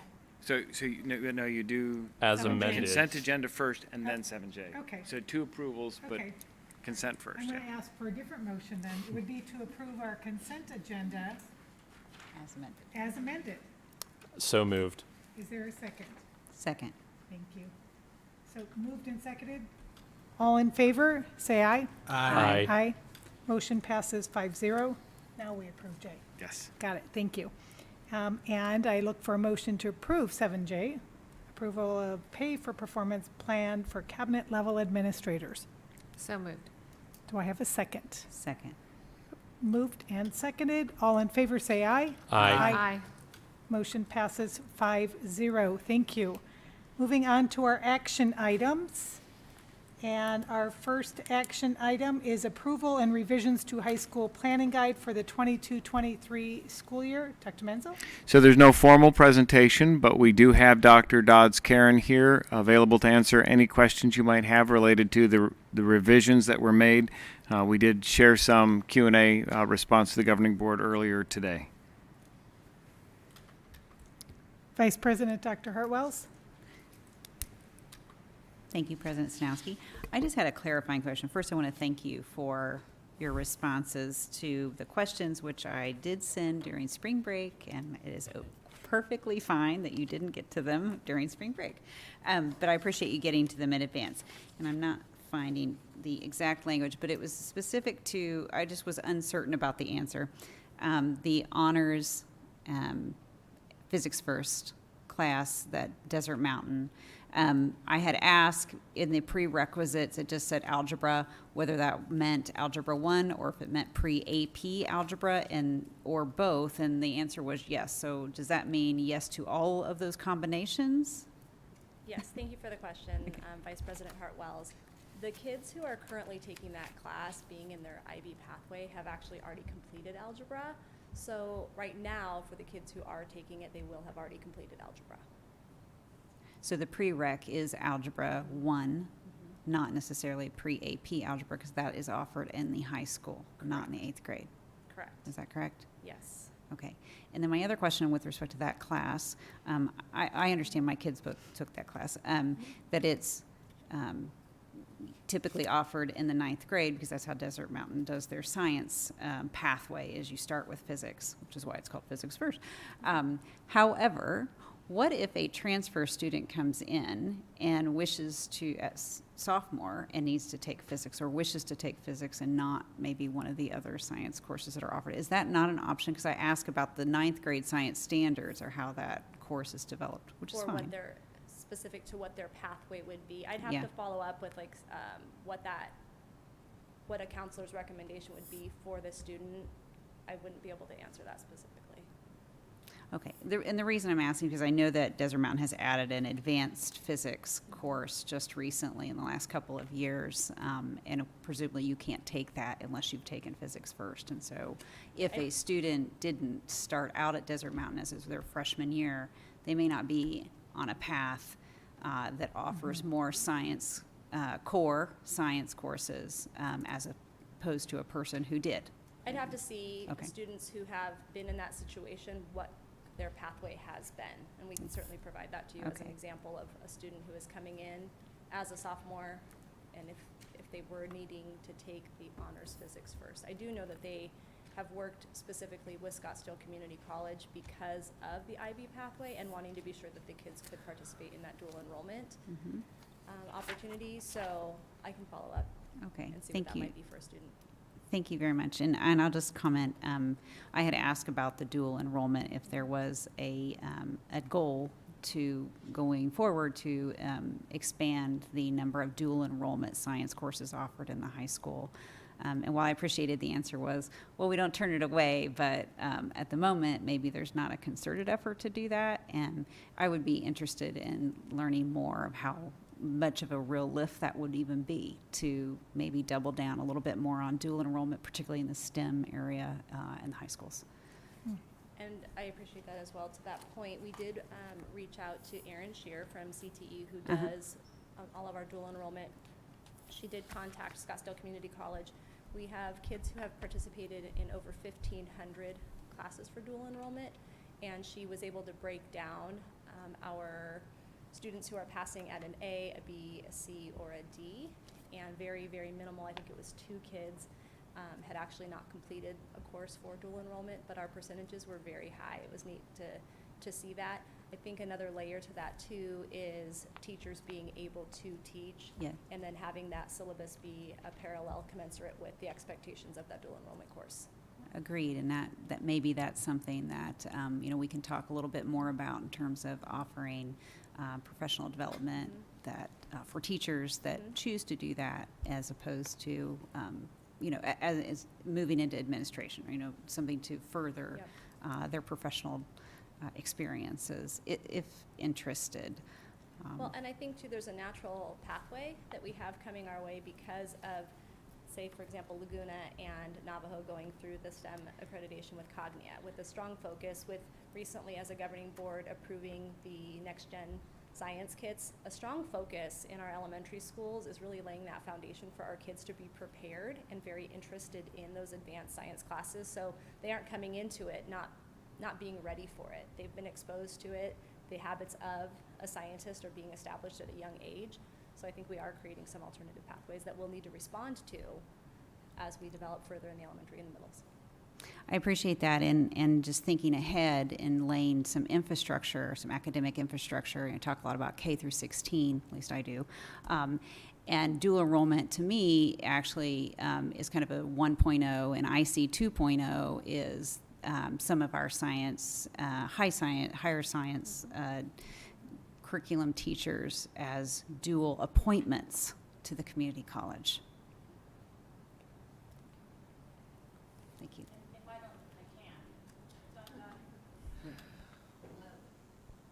Hello.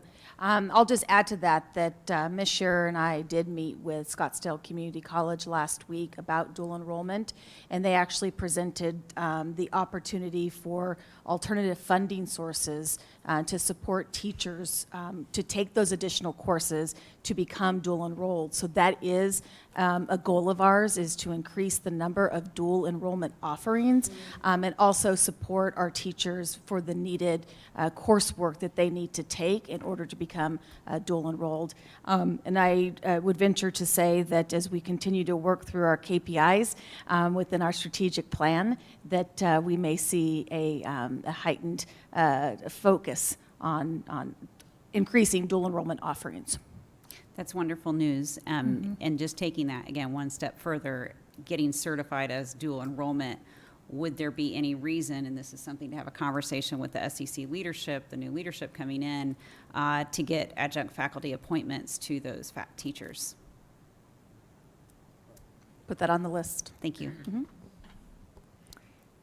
And I'm glad you brought that up, Dr. Sackos, because that was one of my questions I was going to ask tonight, like what sort of support we do provide for staff to seek that dual enrollment. So I appreciate, and I really appreciate that response. Another thing about concerted efforts, when Dr. Hart-Wells brought that up, it has been a concern of mine of how we are evolving our course offerings and encouraging teachers who work directly with the kids and know trends in their expertise area. At what point are we starting this process of putting forth the, hey, you've got any ideas, and what are the kids and what are the professions needing? Making that conversation happen earlier in the process in a school year, so that when it comes to December and we're talking about registration for next year, that those kids actually have those new course offerings, and we have that embedded in our materials. So when typically do we start that process, and then can we bump it up earlier? Thank you for the question, President Sanowski. Historically, from what I've learned, we would typically kick off the planning guide committees in October and begin meeting, discussing the courses that are coming to us through the APs of Ed Services, through our counselors, through our teaching and learning coaches.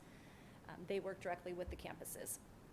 What we have taken as feedback from this process this year is to make it more of a cyclical experience, where we aren't going to end now, hopefully, that you will approve the revisions to the planning guide, but we will continue to meet, and we've talked about even a road show where our counselors, you met several of them last week, 2 of them, who are really excited about making sure that our teachers are prepared with different opportunities to share what they know their kids are interested in, or what maybe they have a passion for, how we can respond to what the needs are, but also doing a trickle down to our middle school, so we can show up at staff meetings and we can make sure that if there is a gap between a counselor or a coach or an AP of Ed Services and speaking with their staff, that everybody is aware of the opportunity to present a new class, a new elective, and understand also the processes for ensuring that the course will meet state requirements and that we can get course codes and then bring it to you for approval.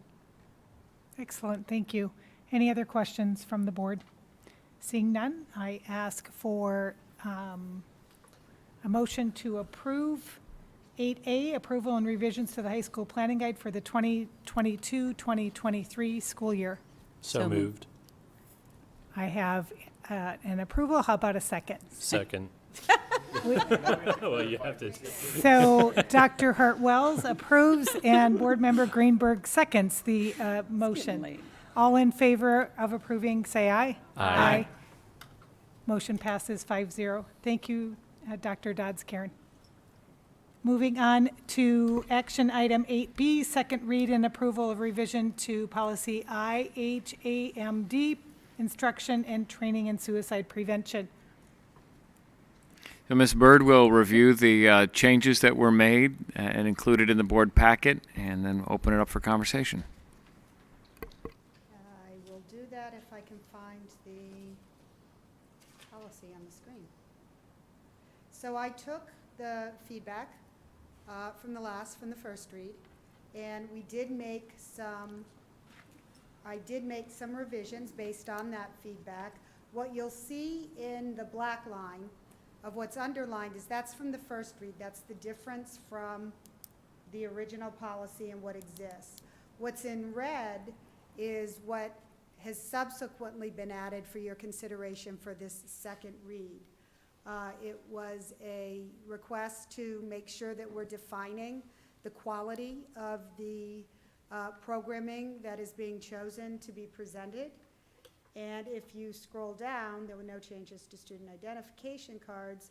Under safe storage of firearms, it was asked that it be, the resources be visible and easily accessible so that parents can easily find them. And there was a request to specify who should be providing the information. If there are additional proposals or discussions, we can change as we discuss it here, or you can simply vote and approve as is. Board Member Greenberg. Could I receive some explanation of the by a district SRO or retired law enforcement officer from the individual who proposed it? I only ask because there are, I feel, many people who are experts in firearm safety, former military or existing military, that offer that training. And other people who are experts in this area. So I'm just curious, is there someone, there are entire schools dedicated to this. Is there a reason why? And I'm very happy for SROs to do it, or former law enforcement officers. I'm just not sure what the limitation is for, if I could understand that.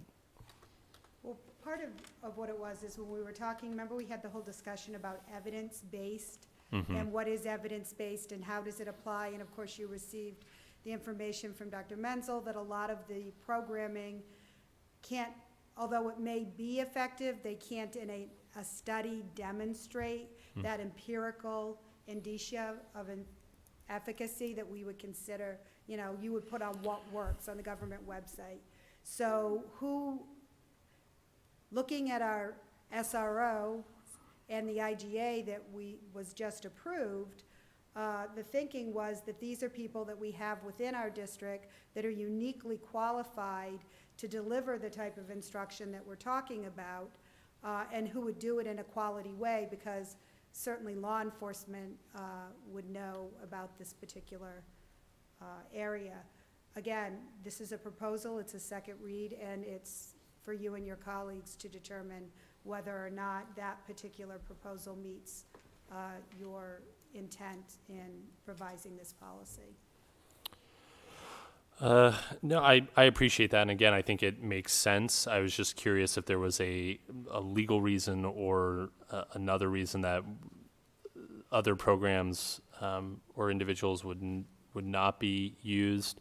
Obviously, I think I understand the efficacy, and assessing that is very difficult because you're training people of safe use and storage of firearms unless you're going into their homes to determine whether they're doing that.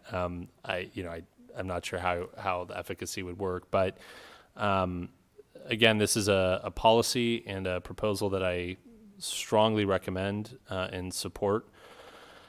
I'm very sorry. I believe we had a speaker, Francine, who was here earlier, who spoke about her own son. I believe I spoke to Francine back in 2018 when I was running for the school board about her program and her story, which is just a tragedy, and unfortunately one that is repeated too often. And I think our community very clearly supports our efforts to take as many reasonable measures as possible to make sure that doesn't happen again, and that our students feel safe and included in our community. So I appreciate that. I think the limitation by a district SRO makes sense. I just wasn't sure if it wouldn't be too limiting. So thank you very much. And I want to point out that the provided by a district SRO or retired law enforcement relates to age-appropriate education to students. To students, and our right. students are familiar with Our SROs. SROs, right. And also, they hold a position of authority and respect, so that was some of the thinking that went into that in trying to grapple with the idea of how do we provide this Right. in a way that's defined enough, but not limiting. Yeah, no, I think it works within this proposal. I just wanted to make sure I understood the rationale. Thank you. Vice President Dr. Hartwells. Thank you. Thank you, Lori. First, I do have some prepared remarks. I think this is very important. We've had some questions come in that I think are reasonable. I'm going to try to address in my comments, and some concerns. And I have a few proposals that I hope would address some of those concerns. But first, at the outset, I do want to thank President Sanowski, my board colleagues, Dr. Menzel, Dr. Sackos, Ms. Crone, and Ms. Bird, and your teams for all of your efforts in informing the amendments to this policy. While it's narrowly focused on suicide prevention and awareness, this topic may be narrow on paper, but nonetheless, it really has a broad and complex set of root causes, and many of which are really difficult to talk about. All of the root causes, however, lie at the intersection of public health and public safety. And accordingly, the steps to prevent suicide and mitigate risk factors that can lead to a worst-case scenario, like we heard this evening, should be informed by public health and public safety expertise. So to that end, the American Public Health Association breaks tackling down the very complex health crisis of suicide into the following three categories: surveillance to improve understanding by tracking data to gauge effectiveness of policy changes and interventions. I'll draw your attention to this section in the policy amendment directed to annual reporting requirements. Number two, reducing risk factors for suicide, such as access to lethal means, and expressly includes separation from firearms as a key mitigation strategy. I draw your attention to the section of awareness of secure storage of firearms that's being proposed in the policy amendments. And three, enhancing factors shown to protect people from engaging in violent behavior, such as increasing access to emotional and mental well-being interventions and promoting the teaching of problem-solving skills. I don't think I have to draw a line to the broader efforts of this district in both of those areas. The policy amendment that we have before us aims to meet these recommendations head-on. I acknowledge that some of you have been reluctant to have this conversation and wish that maybe we could just let this conversation go. I get that. It's understandable. This is a tough topic, and in large part because so many of the risk factors that can lead to suicidal ideation or suicide are stigmatized or in some cases politicized. But I ask you, what problem has ever been solved by ignoring it? As referenced in the APHA's recommendations, one indisputable risk factor to suicide is access to firearms. In incidents of gun violence, 80% of shooters under the age, on school grounds, under the age of 18, obtain their gun from their home, their friend, or their relative's home. Again, as we heard this evening, gun violence continues to be a leading cause of death of children and teens. The Gun Violence Archive reports between 2019 and 2021, the country experienced a 50% increase in children killed or injured by gunfire. A little closer to home, nearly 3 in every 5 suicides in Arizona are by firearm. This puts Arizona in 2019 as having the 14th highest firearm suicide rate in the country. And Arizona is not alone. And it is for this reason that the National Parent Teacher Association renewed their endorsement of a model for parents, schools, and PTAs across the country to educate parents on how to keep children and families safe from gun violence. And that model is secure and safe storage of firearms.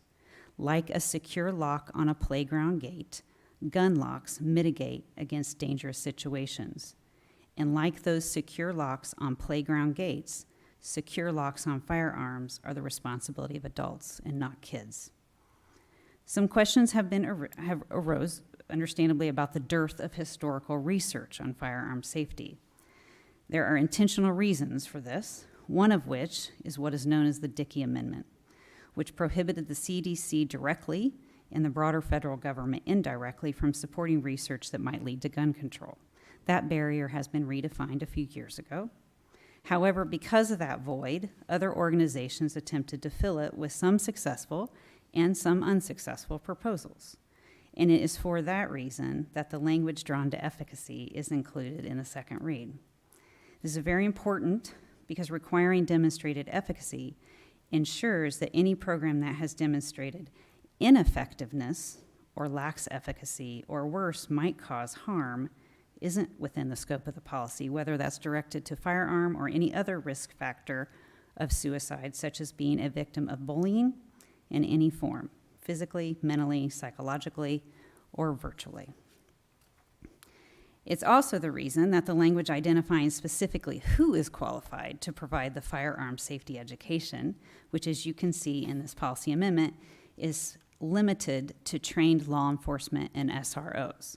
I'll also just point out under the SRO, our IGA with the Scottsdale Police Department and the Phoenix Police Department, this would be a revenue neutral addition.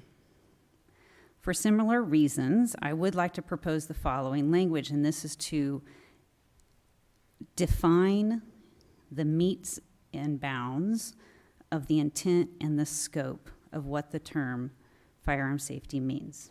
This language, I will point out, is taken directly from pending legislation before the state legislature, and that is the following sentence. With respect to the secure storage firearm paragraph, I would ask that you consider including the following sentence. This instruction shall not cover topics such as firearms operation, firearm qualification, or hunting, and shall not employ actual firearms nor any demonstration of use of a firearm.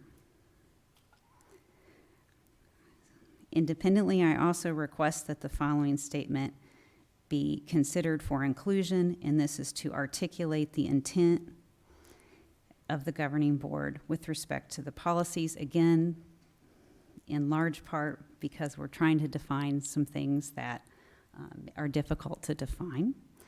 It is the intent of the governing board that all programs and materials used under this policy are directed to the intent of instruction in suicide awareness and prevention.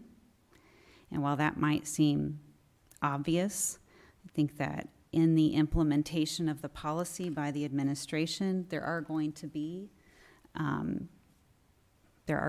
will be a use for having the intent expressly stated in the policy with respect to choosing which programs are appropriate, particularly for our students.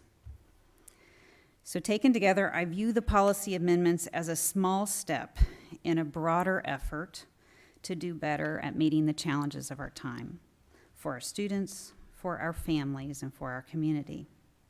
Each aspect of these amendments align with the APHA's recommendations. And I humbly ask my colleagues, many of whom have voiced support for social emotional learning as a concept, to consider these policy amendments as a reduction to practice of that worthy concept. And I'm happy to discuss further, and I hope that that added a little bit more clarity to your question, Board Member Greenberg. And the legislation referred to by Vice President Hartwells is House Bill 2448. It has passed through the House. It is now sitting in the Senate on second read. And the language that was referenced by Board Member Hartwells is taken directly from that bill. That bill is a much more comprehensive bill that this policy, should that bill be, and I don't have a crystal ball, I have no idea what's going to happen with that particular piece of legislation. It actually isn't one that I've been particularly following closely, although it does directly impact students. The policy as written and with the revisions suggested would not come into conflict with that bill, should that bill pass. It is a bill that pretty specifically sets out a specific organization as being able to do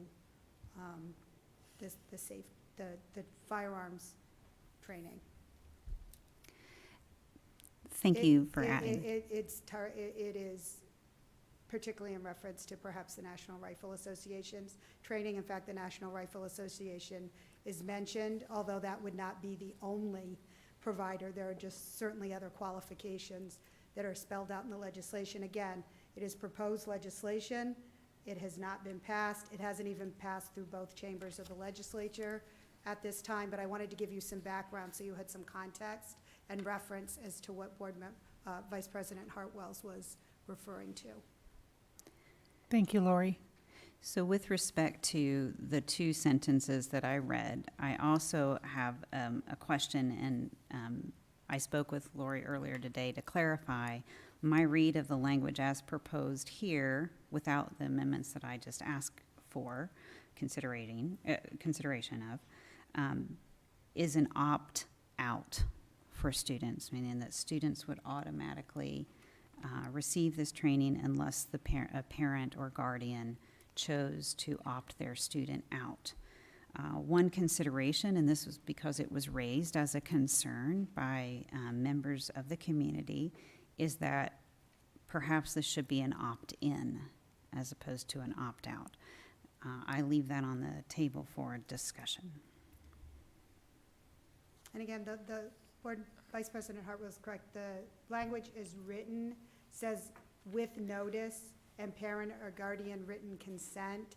It does leave open the question clearly of whether that's an opt-in or an opt-out. I'll be honest, I was envisioning it as an opt-out, but certainly that language would want to be clarified based on the intention of the board in passing the policy. Board Member Greenberg?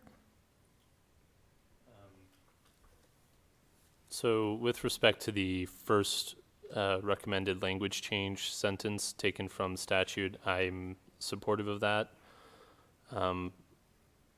I would like you, if possible, I would like to reread the second sentence that you're proposing being changed on the student surveys. And then the only item that I thought was opt-in were the surveys that under Arizona law, we must secure opt-in permission for, correct? Correct. Because we conduct certain mental health screenings now that do not fall within the ambit of required, that do not fall within the ambit of opt-in under Arizona law. As a district, it has been the practice of the district Right. more times than not to have parents opt in versus the opt out. There are few instances, for example, in the sex ed, where it is very specifically stated in statute that that must be opt in. There's nothing in statute regarding firearms education currently. The proposed legislation is actually an opt out unless the parent excuses the child from language.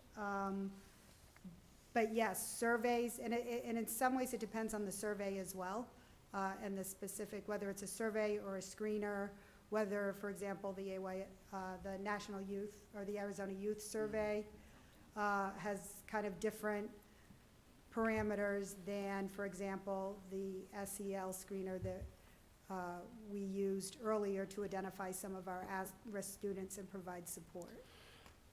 Okay, yeah, so my personal recommendation would be that we continue to follow the practices we have been following in accordance with Arizona law, and we not overburden we don't convolute the process. If our system is opt-out for gun safety education, and that is what the proposed legislation also anticipates, then I think that's what we should stick to. And I also think that there are many academic reasons not to do opt-in systems because they often prevent students from learning important stuff, even just by error. You know, somebody doesn't review the form, they forget to sign it. So it is what it is. Could you please reread the second sentence that you had proposed?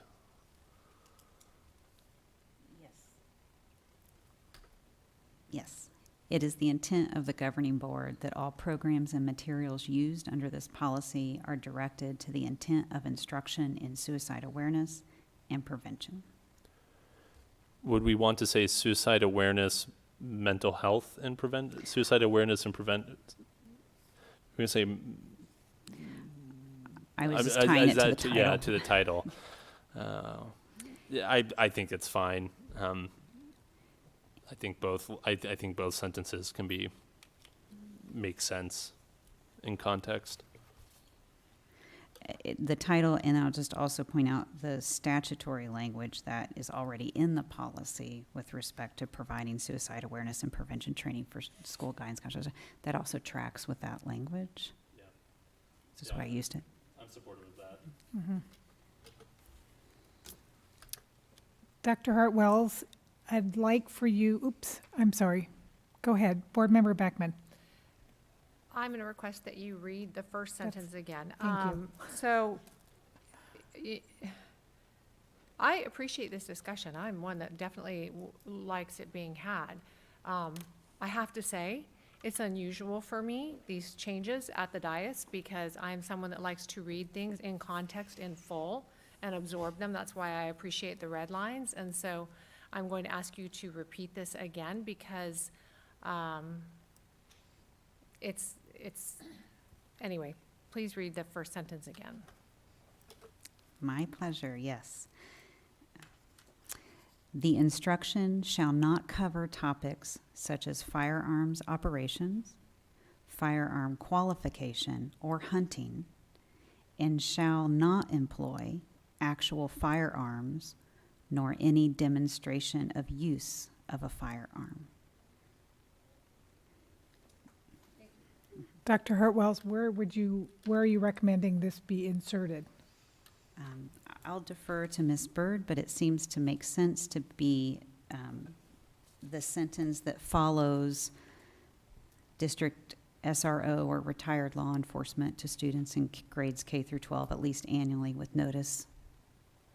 It looks like that parent and guardian consent. So after the last sentence of that paragraph before student survey, but I'll defer to Lori on that. That's where it most logically fits Mhm. in. It's a qualifier to the type of instruction that is going to be provided.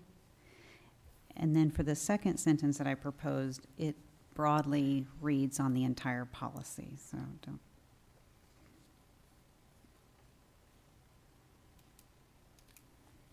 I would propose that either go at the very end of the policy, or it may be more appropriately placed after the student surveys section, before the section on annual reporting requirements, just based on the fact that your intent is for it to encompass everything up that really deals with the programming. Yep. And it is kind of out of sync with the annual reporting requirement. But there's no legal reason why it couldn't go in either place. Thank you. We'll certainly defer to your input there. Board Member Beckman? Oh, I'm done. Any other questions, comments?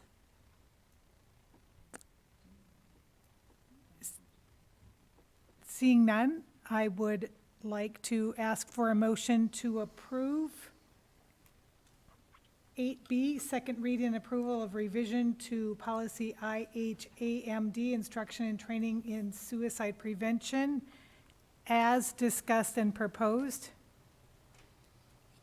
Should we say as amended? Yeah. As amended, So moved. yes. Do I have a second? I second. Does anyone want to discuss further the two sentences? I'm happy to. Okay, second. We have a motion and a second. All in favor, say aye. Aye. Aye. Motion passes 5-0. Thank you, everybody. We move on to 9, future items, proposals for future action items. Any proposals for future agenda items? And if you have any, you can share later. As always, Vice President Dr. Hurtwells. I thought I had heard this would be on a quarterly basis anyway, but just some of that outcome data that was referenced earlier on the ESSER project. I'm very eager to see that. It looks like it's going to be very exciting. And I would like to propose a future agenda item or discussion item on assessments in our district. More specifically, which ones we use, who creates them, the mandates placed on them, and best indicators of SUSD student success. Any other items? Vice President Dr. Hurtwells? Thank you, President Sanowski. I believe I had asked about this, made a request at the last special meeting, which was not formally the place to do it, so I shall do it here. And that is, and again, this can be in a discussion presentation or in a memo form, but some discussion and information about the energy management systems that the district uses, particularly those that which pertain to the payments that we are making under the water savings transfer. Thank you. Thank you, Dr. Hurtwells. Moving on to 10, dates of upcoming meetings. Next meeting is Tuesday, April 12th, 2022 at 6 p.m. Special Governing Board meeting at the MDA, Tuesday, April 26th, 2022, 6 p.m. regular Governing Board meeting here at Coronado High School. Now we move on to agenda item 11, Superintendent's comments. Well, I am so glad we finally got to this point in the agenda, and it's not late at all. There are a few things that I want to point out. One, earlier in the evening, Board Member Greenberg referred to the actions of the SRO, but I'm not sure the full community understands exactly what took place, so I want to provide a little context to that. Typically, we don't. If there's an incident in a school that requires a lockdown, we don't typically send a notice to all of the community. We send it to the affected families in the neighborhood, which we did in this case. But what happened yesterday was that there was a reported man who had a gun and actually fired the gun on a softball field adjacent to Desert Canyon Middle School and Desert Canyon Elementary. So the schools went in lockdown at the advice of police. The SRO was able to apprehend the suspect along with other Scottsdale Police Department support. Our principals are to be commended. The teachers, everyone in our buildings executed the lockdown just as it has been practiced. We never felt, from what I've learned, that there was any direct threat to any of our students. It happened to be in close proximity, but not a threat targeted towards students. But everyone acted out of an abundance of caution. They did the right thing, and it did reiterate the value of the partnership that we have between the Scottsdale Unified School District and the Scottsdale Police Department with our SROs. And so I just want to add that little bit of context. Some people wonder why we didn't send out a notice to everyone. We don't typically do that in these cases, but I do think this was a nice opportunity to reiterate that we've extended the agreement with the city for the next 5 years for SROs. Some people might have missed that, so I wanted to add a little context for that. Secondly, April is a really heavy testing month. And I think there are a couple of things that are important about that. So the calendar, there were heads up in the communication before spring break. There'll be more information coming out from principals, particularly at the secondary level. But the testing that will be taking place includes some new tests. AASA is the new test for our elementary students. And we've heard people talk about tests changing every few years. That's not a decision that was made by this governing board. That's been a decision at the state level, sometimes at the federal level. We would prefer to have continuity so that we could track trends over time more consistently. But the other point to point out related to April testing is that there are still 2 months left in the school year. So we haven't even covered all of the content. So recognize that we're going to have significant disruption to the instructional process as we readjust for this testing period. Important because it does give us an indicator, one of many, not the only indicator, of how our students are performing. Another topic that I think is really important for our district is bringing to closure our strategic planning process in phase 3. We're in the final quarter of the school year, and time goes by very quickly. And there are a lot of things that happen in April and May, including graduations and celebrations and all sorts of year-end activities. And then there's the month of June, and we're done. I mean, this is going to move pretty quickly. And so we are going to be calling on a lot of different volunteers to help flesh out the action plans related to phase 3 of the strategic planning process. But we're also going to have to do some prioritization. So when you see that final recommendation for phase 3, it may not have a detailed plan in every single sub point, because we're going to have to do some work to prioritize, okay, what's most important now? And then send some signals there. So there'll be an update before we get to June 28th and we have final approval, but I just wanted to put that on the radar.